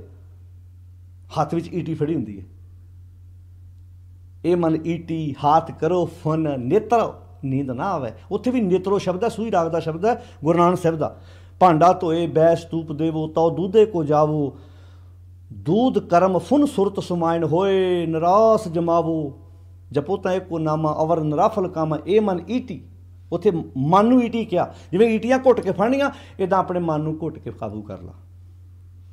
फुन नेत्रो नींद ना आवे। उत्थे भी नेत्रो पढ़ना, नेत्रों नहीं पढ़ना, नेत्रों पढ़ांगे तो अखां बन जाणगीआं। नेत्रो नेत्रा, जिवें इत्थे नेत्र शब्द वरते। कर नेत्र बासक, कहण लगे अपने इस मन रूपी, क्योंकि मन सप की तरह ਜ਼ਹਿਰ ਨਾਲ ਭਰਿਆ ਪਿਆ ਨਾ, ਇਹਨੂੰ ਇੱਦਾਂ ਬੰਨ੍ਹ ਕੇ, ਇਹਨੂੰ ਕਾਬੂ ਕਰਕੇ ਤੇ ਸੁਰਤ ਰੂਪੀ ਮਧਾਣੀ ਦੇ ਨਾਲ ਸ਼ਬਦ ਰਿੜਕੇ ਹੋਣ। ਜਦੋਂ ਸ਼ਬਦ ਨੂੰ ਰਿੜਕਿਆ, ਇਹ 'ਚੋਂ ਕੀ ਕੱਢਿਆ? ਫਿਰ ਉਹਨਾਂ ਸਮੁੰਦਰ ਰਿੜਕੇ ਦੇਵਤਿਆਂ ਨੇ ਕੀ ਕੱਢਿਆ ਸੀ? 14 ਰਤਨ। ਕਹਿੰਦੇ ਉਹ ਤਾਂ ਸਾਨੂੰ ਪਤਾ ਨਹੀਂ 14 ਰਤਨ ਕਿਸੇ ਨੇ ਵੇਖੇ ਕਿ ਨਹੀਂ ਵੇਖੇ, ਪਰ ਅਸੀਂ ਵੇਖੇ ਆ 14 ਰਤਨ ਨਿਕਾਲਿਅਨ। ਇੱਥੇ 14 ਰਤਨ ਕਿਹੜੇ ਸੀ? ਦੇਵੀ ਗੁਣ, ਜਿਹੜੇ ਦੇਵੀ ਗੁਣ ਆਰੰਭ 'ਚ ਪੜ੍ਹ ਆਏ ਆ, ਦੇ ਗੁਣਾ 7 ਭੈਣ ਭਰਾ ਹੈ। 14 ਰਤਨ ਨਿਕਾਲ, 14 ਰਤਨ ਕੱਢੇ, 7 ਸੰਤੋਖ, ਦਇਆ, ਧਰਮ, ਧੀਰਜ, ਜਿਹੜੇ ਸੰਸਾਰ ਤੇ ਦੇਵੀ ਗੁਣ ਸੰਸਾਰ ਨੂੰ ਕਹਿੰਦੇ ਕਰ ਆਵਾਗੌਣ। ਆਵਾਗੌਣ ਕੀ ਹੈ? ਸੰਸਾਰ ਚਿਲਕੇ ਆਉਣ। ਉਹਨਾਂ ਦੇਵੀ ਉਹਦੇ 14 ਰਤਨ ਕੱਢੇ ਦੇਵੀ ਗੁਣ, ਉਹਦੇ ਨਾਲ ਫਿਰ ਸੰਸਾਰ ਚਿਲਕਿਆ, ਲਿਸ਼ਕਿਆ, ਖੂਬਸੂਰਤ ਬਣਿਆ, ਵਧੀਆ ਬਣਿਆ, ਸੋਹਣੇ ਸਮਾਜ ਦੀ ਸਿਰਜਣਾ ਕੀਤੀ। ਹੁਣ ਜਦੋਂ ਉਹ ਦੇਵੀ ਗੁਣ ਗੁਰੂ ਨਾਨਕ ਸਾਹਿਬ ਨੇ ਰਿੜਕੇ ਨੇ, ਸ਼ਬਦ ਰਿੜਕੇ ਉਹ ਕੱਢੇ ਨੇ, ਉਹਨਾਂ ਨੇ ਫਿਰ ਉਹ ਜ਼ਿੰਮੇਵਾਰੀ ਬਾਬਾ ਲਹਿਣਾ ਜੀ ਨੂੰ ਦੇ ਦਿੱਤੀ। ਬਾਬਾ ਲਹਿਣਾ ਜੀ ਨੂੰ ਖਡੂਰ ਸਾਹਿਬ ਆਉਂਦੇ ਆ, ਤੇ ਫਿਰ ਖਡੂਰ ਸਾਹਿਬ ਦਾ ਰੂਪ ਰੇਖਾ ਬਦਲੀ ਕਿ ਨਹੀਂ, ਉਹ ਆਪਾਂ ਅੱਗੇ ਜਾ ਕੇ ਅਗਲੀ ਪੌੜੀ 'ਚ ਵੇਖਾਂਗੇ। 14 ਰਤਨ ਨਿਕਾਲਿਅਨ, ਕਰ ਆਵਾਗੌਣ ਚਿਲਕੇ ਆਉਣ। ਹੁਣ ਕਿੰਨੇ ਪਿਆਰੇ ਸ਼ਬਦ ਭਾਈ ਸੱਤਾ ਜੀ ਨੇ ਇੱਥੇ ਵਰਤੇ ਨੇ ਕਿ ਜਦੋਂ ਗੁਰੂ ਦੇ ਸ਼ਬਦ ਨੂੰ ਰਿੜਕਿਆ, ਮੰਥਨ ਕੀਤਾ, ਤੇ ਰੱਬੀ ਗੁਣ ਜਿਹੜੇ ਨੇ ਉਹ ਜਦੋਂ ਸਾਡੇ ਸਾਹਮਣੇ ਆਉਂਦੇ ਨੇ, ਅਸੀਂ ਆਪਣੇ ਜੀਵਨ ਦੇ ਵਿੱਚ ਧਾਰਨ ਕਰਨੇ ਆ, ਤੇ ਉਹਨਾਂ ਦੇਵੀ ਗੁਣਾਂ ਨੇ ਸੰਸਾਰ ਨੂੰ ਕਿੰਨਾ ਖੂਬਸੂਰਤ ਬਣਾਇਆ, ਜਿਹੜੇ ਗੁਰੂ ਨਾਨਕ ਸਾਹਿਬ ਜੀ ਨੇ ਬਹੁਤ ਸੋਹਣੇ ਤਰੀਕੇ ਨਾਲ ਸ਼ਬਦ ਰਿੜਕੇ ਸਾਹਮਣੇ ਸਮਾਜ ਦੇ ਰੱਖੇ, ਤੇ ਸਮਾਜ ਨੇ ਆਪਣੇ ਜੀਵਨ ਨੂੰ ਖੂਬਸੂਰਤ ਬਣਾਇਆ। ਫਿਰ ਅੱਗੇ ਬਖਸ਼ਿਸ਼ ਕਰਦੇ, ਕਹਿੰਦੇ ਇੱਥੇ ਬਸ ਨਹੀਂ, ਕੁਦਰਤ ਆ ਵਿਖਾਲੀਅਨ। ਕੁਦਰਤ ਦਾ ਅਰਥ ਹੈ ਸ਼ਕਤੀ। ਕਹਿੰਦੇ ਵੀ ਗੁਰੂ ਨਾਨਕ ਸਾਹਿਬ ਮਹਾਰਾਜ ਜੀ ਨੇ ਸਮਰੱਥਾ ਐਸੀ ਵਿਖਾਈ, ਕਹਿਣ ਲੱਗੇ ਇੱਥੇ ਬਸ ਨਹੀਂ, ਕਹਿਣਗੇ ਕੁਦਰਤ ਆ ਵਿਖਾਲੀਅਨ, ਜਿਣ ਐਵਡ ਪਿੰਡ ਠਿਣਕੇ ਆਉਣ। ਜਿਹਨੇ ਸਭ ਤੋਂ ਪਹਿਲਾਂ ਕਿਹੜਾ ਕੰਮ ਕੀਤਾ? ਗੁਰੂ ਨਾਨਕ ਸਾਹਿਬ ਜੀ ਨੇ ਬਾਬਾ ਲਹਿਣਾ ਦਾ ਮਨ ਜਿੱਤਿਆ। ਮਨ ਜਿੱਤ ਕੇ ਜਿਹੜੀ ਏਡੀ ਉੱਚੀ ਉਹਨਾਂ ਦੀ ਸੋਚ ਸੀ, ਐਡਾ ਉੱਚਾ ਉਹਨਾਂ ਦਾ ਸੋਚ ਮੰਡਲ ਸੀ, ਕਹਿਣਗੇ ਉਹਨੂੰ ਜਿੱਤਿਆ ਹੈ। ਉਹਨੂੰ ਹੁਣ ਐਸਾ ਨਹੀਂ ਵੀ ਇਕੱਲੇ ਬਾਬਾ ਲਹਿਣਾ ਜੀ ਨੇ ਗੁਰੂ ਨਾਨਕ ਸਾਹਿਬ ਮਹਾਰਾਜ ਜੀ ਦਾ ਜਿਹੜਾ ਵਾ ਉਹ ਭੇਤ ਪਾਇਆ ਹੈ, ਉਹਨਾਂ ਦੇ ਮਨ ਨੂੰ ਵੇਖਿਆ ਹੈ, ਉਹਨਾਂ ਦੀ ਵਿਚਾਰਧਾਰਾ ਨੂੰ ਅਪਣਾਇਆ। ਇੱਧਰ ਕਿਉਂਕਿ ਜ਼ਿੰਮੇਵਾਰੀ ਦੇਣੀ ਹੈ, ਤਾਂ ਜ਼ਿੰਮੇਵਾਰੀ ਦੇਣ ਵਕਤ ਪਹਿਲਾਂ ਗੁਰੂ ਨਾਨਕ ਸਾਹਿਬ ਜੀ ਨੇ ਵੀ ਬਾਬਾ ਲਹਿਣਾ ਜੀ ਨੂੰ ਧਿਆਨ ਨਾਲ ਵੇਖਿਆ ਵੀ ਕੀ ਜਿਹੜੀ ਜ਼ਿੰਮੇਵਾਰੀ ਮੈਂ ਦੇਣ ਜਾ ਰਿਹਾ, ਕੀ ਬਾਬਾ ਲਹਿਣਾ ਜੀ ਉਸ ਜ਼ਿੰਮੇਵਾਰੀ ਦੇ ਯੋਗ ਹੈਗੇ ਨੇ?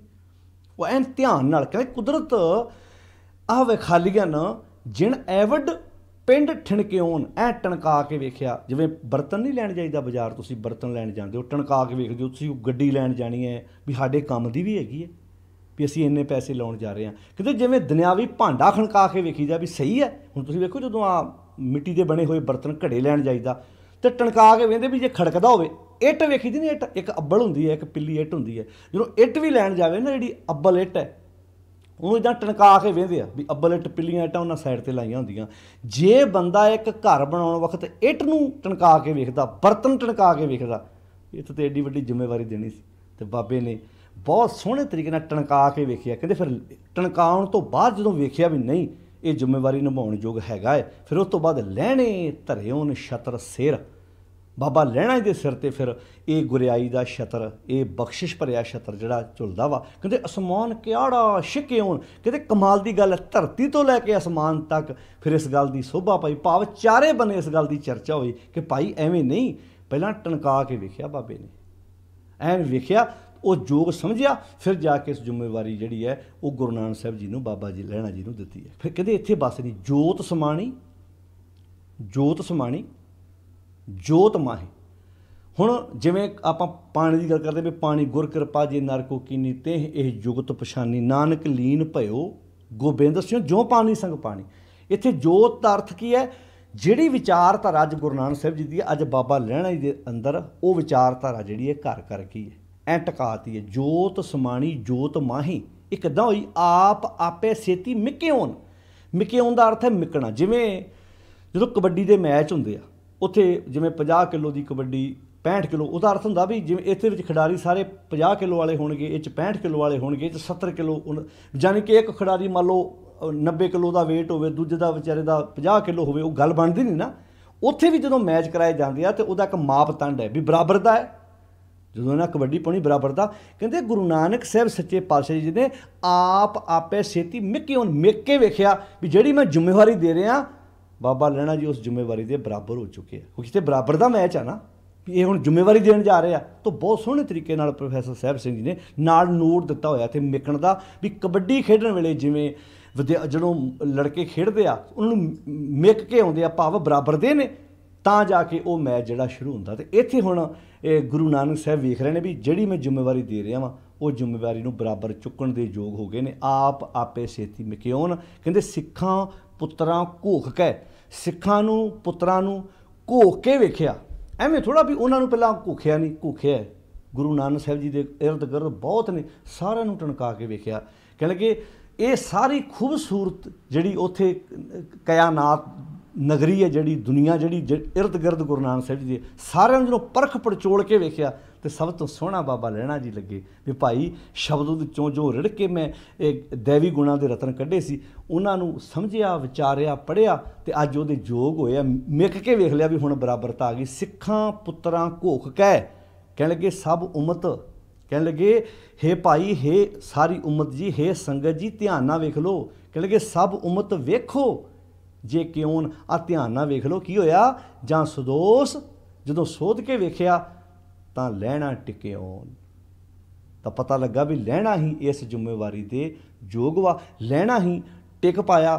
ਲਹਿਣੇ ਵਿੱਚ ਹੀ ਉਹ ਗੁਰਿਆਈ, ਤਾਂ ਹੀ ਫਿਰ ਗੁਰ ਚੇਲੇ ਰਹਿਰਾਸ ਕੀ ਨਾਨਕ ਸਲਾਮਤ ਥੀਂਦੇ ਆਪਣੇ ਹੁੰਦਿਆਂ, ਆਪਣੇ ਸਲਾਮਤ ਹੁੰਦਿਆਂ। ਕਿਉਂਕਿ 18 ਸਤੰਬਰ 1539 ਨੂੰ 18 ਸਤੰਬਰ ਨੂੰ ਗੁਰੂ ਨਾਨਕ ਸਾਹਿਬ ਜੀ ਬਾਬਾ ਲਹਿਣਾ ਜੀ ਨੂੰ ਗੁਰਿਆਈ ਦੀ ਜ਼ਿੰਮੇਵਾਰੀ ਦਿੰਦੇ ਨੇ ਤੇ 22 ਸਤੰਬਰ ਨੂੰ ਗੁਰੂ ਨਾਨਕ ਸਾਹਿਬ ਸੱਚੇ ਪਾਤਸ਼ਾਹ ਮਹਾਰਾਜ ਫਿਰ ਉਹ ਜੋਤੀ ਜੋਤ ਸਮਾ ਜਾਂਦੇ ਨੇ 4 ਦਿਨ ਬਾਅਦ ਦੇ ਵਿੱਚ।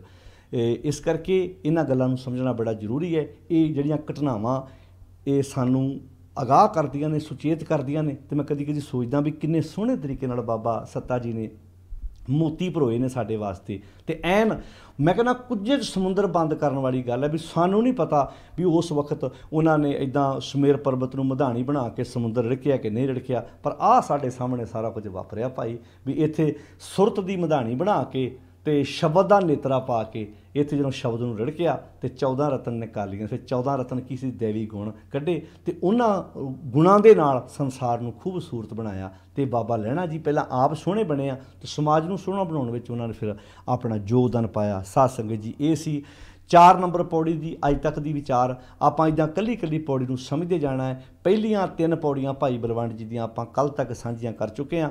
ਅੱਜ ਆਪਾਂ 4 ਨੰਬਰ ਪੌੜੀ ਜਿਹੜੀ ਭਾਈ ਸੱਤਾ ਜੀ ਦੀ ਉਚਾਰਨ ਕੀਤੀ ਹੈ, ਮਗਰ 4 ਪੌੜੀਆਂ ਹੋਰ ਰਹਿ ਗਈਆਂ ਨੇ ਜਿਨ੍ਹਾਂ ਵਿੱਚ ਭਾਈ ਸੱਤਾ ਜੀ ਜੋ ਵਿਚਾਰ ਸਾਨੂੰ ਬਖਸ਼ਿਸ਼ ਕਰ ਰਹੇ ਆ, ਜਿੱਦਾਂ ਉਹਨਾਂ ਨੇ ਗੁਰੂ ਦੀ ਸ਼ਖਸੀਅਤ ਤੋਂ ਪ੍ਰਭਾਵਿਤ ਹੋ ਕੇ ਜੋ ਉਹਨਾਂ ਨੇ ਆਪਣੀ ਸੁਰਤ ਵਿੱਚੋਂ ਇਹ ਮੋਤੀ ਪਰੋਏ ਨੇ, ਇਹਨਾਂ ਨੂੰ ਆਪਾਂ ਰਲ ਮਿਲ ਕੇ ਵਿਚਾਰਦੇ ਜਾਣਾ ਤੇ ਆਪਣੇ ਹਿਰਦੇ ਦਾ ਸ਼ਿੰਗਾਰ ਬਣਾਉਂਦੇ ਜਾਣਾ ਤੇ ਤਾਂ ਕਿ ਸਾਡਾ ਜੀਵਨ ਖੂਬਸੂਰਤ ਬਣ ਜਾਏ। ਮੈਂ ਦੁਬਾਰਾ ਫਿਰ ਰਿਪੀਟ ਕਰਦਾ ਉਹ ਗੱਲ, ਜਿਹੜੇ ਲੋਕ ਆਪਣੇ ਘਰਾਂ 'ਚ ਬੈਠੇ ਆ ਨਿਰਾਸ਼ਾਵਾਦੀ ਸੋਚ ਦੇ ਮਾਲਕ ਬਣ ਕੇ ਕਹਿੰਦੇ ਜੀ ਇਹ ਗੁਰਬਾਣੀ ਤੱਕ ਇਹੋ ਜਿਹੀਆਂ ਸਟੇਟਮੈਂਟਾਂ ਅਗਲਿਆਂ ਦਿੱਤੀਆਂ ਵੀ ਗੁਰੂ ਗ੍ਰੰਥ ਸਾਹਿਬ ਦੀ ਬਾਣੀ ਸਮਾਜ ਵਿੱਚ ਇੱਕ ਰੁਕਾਵਟ ਖੜੀ ਕਰਦੀ ਹੈ। ਇਹ ਖੂਹ ਦੇ ਡੱਡੂ ਲੋਕ ਨੇ ਜਿਹੜੇ ਇੱਦਾਂ ਦੀ ਗੱਲ ਕਰਦੇ ਆ। ਗੁਰਬਾਣੀ ਵਿਕਾਸ ਵਿੱਚ ਰੁਕਾਵਟ ਖੜੀ ਨਹੀਂ ਕਰਦੀ, ਸਗੋਂ ਵਿਕਾਸ ਕਰਨ ਵਿੱਚ ਸਾਡਾ ਹੌਸਲਾ ਵਧਾਉਂਦੀ ਹੈ। ਅਸੀਂ ਕਿੱਦਾਂ ਅੱਗੇ ਵਧਣਾ ਹੈ, ਅਸੀਂ ਕਿੱਦਾਂ ਆਪਣੀ ਸੋਚ ਨੂੰ ਉੱਚਿਆਂ ਬਣਾਉਣਾ ਹੈ। ਇੱਥੇ ਜਿੱਥੇ ਸ਼ਬਦ ਰਿੜਕੇ ਹੁਣ ਤੁਸੀਂ ਇਹ ਐਜੂਕੇਸ਼ਨ ਦਾ ਇੱਕ ਬੇਸ ਆ ਕਿ ਜੇ ਬੰਦਾ ਸ਼ਬਦ ਨੂੰ ਰਿੜ ਕੇ ਇਸ ਗੱਲ ਨੂੰ ਫਿਰ ਦੁਬਾਰਾ ਸਮਝਣ ਦਾ ਆਪਾਂ ਯਤਨ ਕਰਨਾ। ਜਦੋਂ ਇੱਥੇ ਗੱਲ ਕੀਤੀ ਹੈ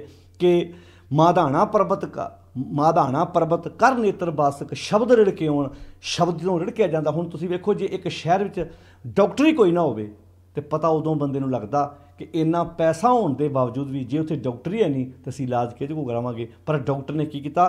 ਕਿਤਾਬਾਂ ਨੂੰ ਪੜ੍ਹਿਆ, ਸਮਝਿਆ, ਰਿੜਕਿਆ, ਉਹਦੇ ਵਿੱਚੋਂ ਇੱਕ ਡਾਕਟਰ ਦਾ ਜਨਮ ਹੋਇਆ ਤੇ ਅੱਜ ਉਹ ਆਪਣੇ ਇਲਾਕੇ ਵਿੱਚ ਮਰੀਜ਼ਾਂ ਦੀ ਸੇਵਾ ਪਿਆ ਕਰਦਾ ਹੈ। ਤੋ ਇਸ ਕਰਕੇ ਇਹ ਸਮਝ ਆਉਂਦੀ ਹੈ ਵੀ ਇਹ ਗੁਰੂ ਨਾਨਕ ਸਾਹਿਬ ਜੀ ਦੀ ਬਾਣੀ ਸਾਨੂੰ ਐਜੂਕੇਸ਼ਨ ਵਾਲੇ ਬੰਨੇ ਤੋਰਦੀ ਹੈ। ਗੁਰਪ੍ਰਸਾਦੀ ਵਿਦਿਆ ਵਿਚਾਰੇ ਦੀ ਜਦੋਂ ਬਾਣੀ ਗੱਲ ਕਰਦੀ ਆ ਤੇ ਭਾਈ ਸੱਤਾ ਜੀ ਜਿਹੜੇ ਖੁਦ ਆਪ ਸੋਹਣੇ ਤਰੀਕੇ ਨਾਲ ਬਾਣੀ ਗਾਉਂਦੇ ਆ, ਪੜ੍ਹਦੇ ਆ, ਉਹਨਾਂ ਆਖਿਆ ਗੁਰੂ ਨਾਨਕ ਸਾਹਿਬ ਜੀ ਨੇ ਇਸ ਸ਼ਬਦ ਨੂੰ ਰਿੜ ਕੇ ਜਿਹੜੇ 14 ਰਤਨ ਦੇਵੀ ਗੁਣਾਂ ਦੀ ਗੱਲ ਕੀਤੀ। ਤੇ ਜੇ ਹੁਣ ਇਸ ਬੇਸ ਨੂੰ, ਇਸ ਸ਼ਬਦ ਨੂੰ ਤੁਸੀਂ ਜਿੱਥੇ ਮਰਜ਼ੀ ਲਾ ਕੇ ਵੇਖ ਲਓ, ਸਾਡੇ ਪੁੱਤਰ ਧੀਆਂ ਪੜ੍ਹਨ, ਵੱਡੇ ਵੱਡੇ ਅਫਸਰ ਬਣਨ, ਵੱਡੇ ਵੱਡੇ ਉੱਚ ਅਹੁਦਿਆਂ 'ਤੇ ਜਾਣ, ਤਾਂ ਇੰਜ ਨਹੀਂ ਕਹਿਣਗੇ ਵੀ ਭਾਈ ਇਹ ਕਿੱਥੋਂ ਹੌਸਲਾ ਮਿਲਿਆ।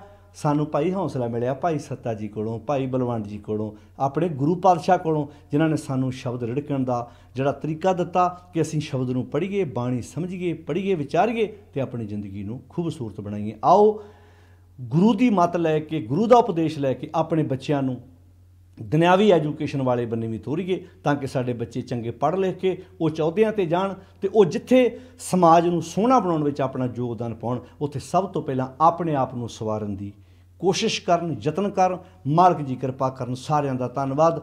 ਆਓ ਰਲ ਮਿਲ ਕੇ ਬਾਣੀ ਪੜ੍ਹੀਏ, ਸਮਝੀਏ, ਵਿਚਾਰੀਏ। ਸਾਰਿਆਂ ਦਾ ਧੰਨਵਾਦ ਜੀ। ਫਤਿਹ ਬੁਲਾਓ। ਵਾਹਿਗੁਰੂ ਜੀ ਕਾ ਖਾਲਸਾ, ਵਾਹਿਗੁਰੂ ਜੀ ਕੀ ਫਤਿਹ।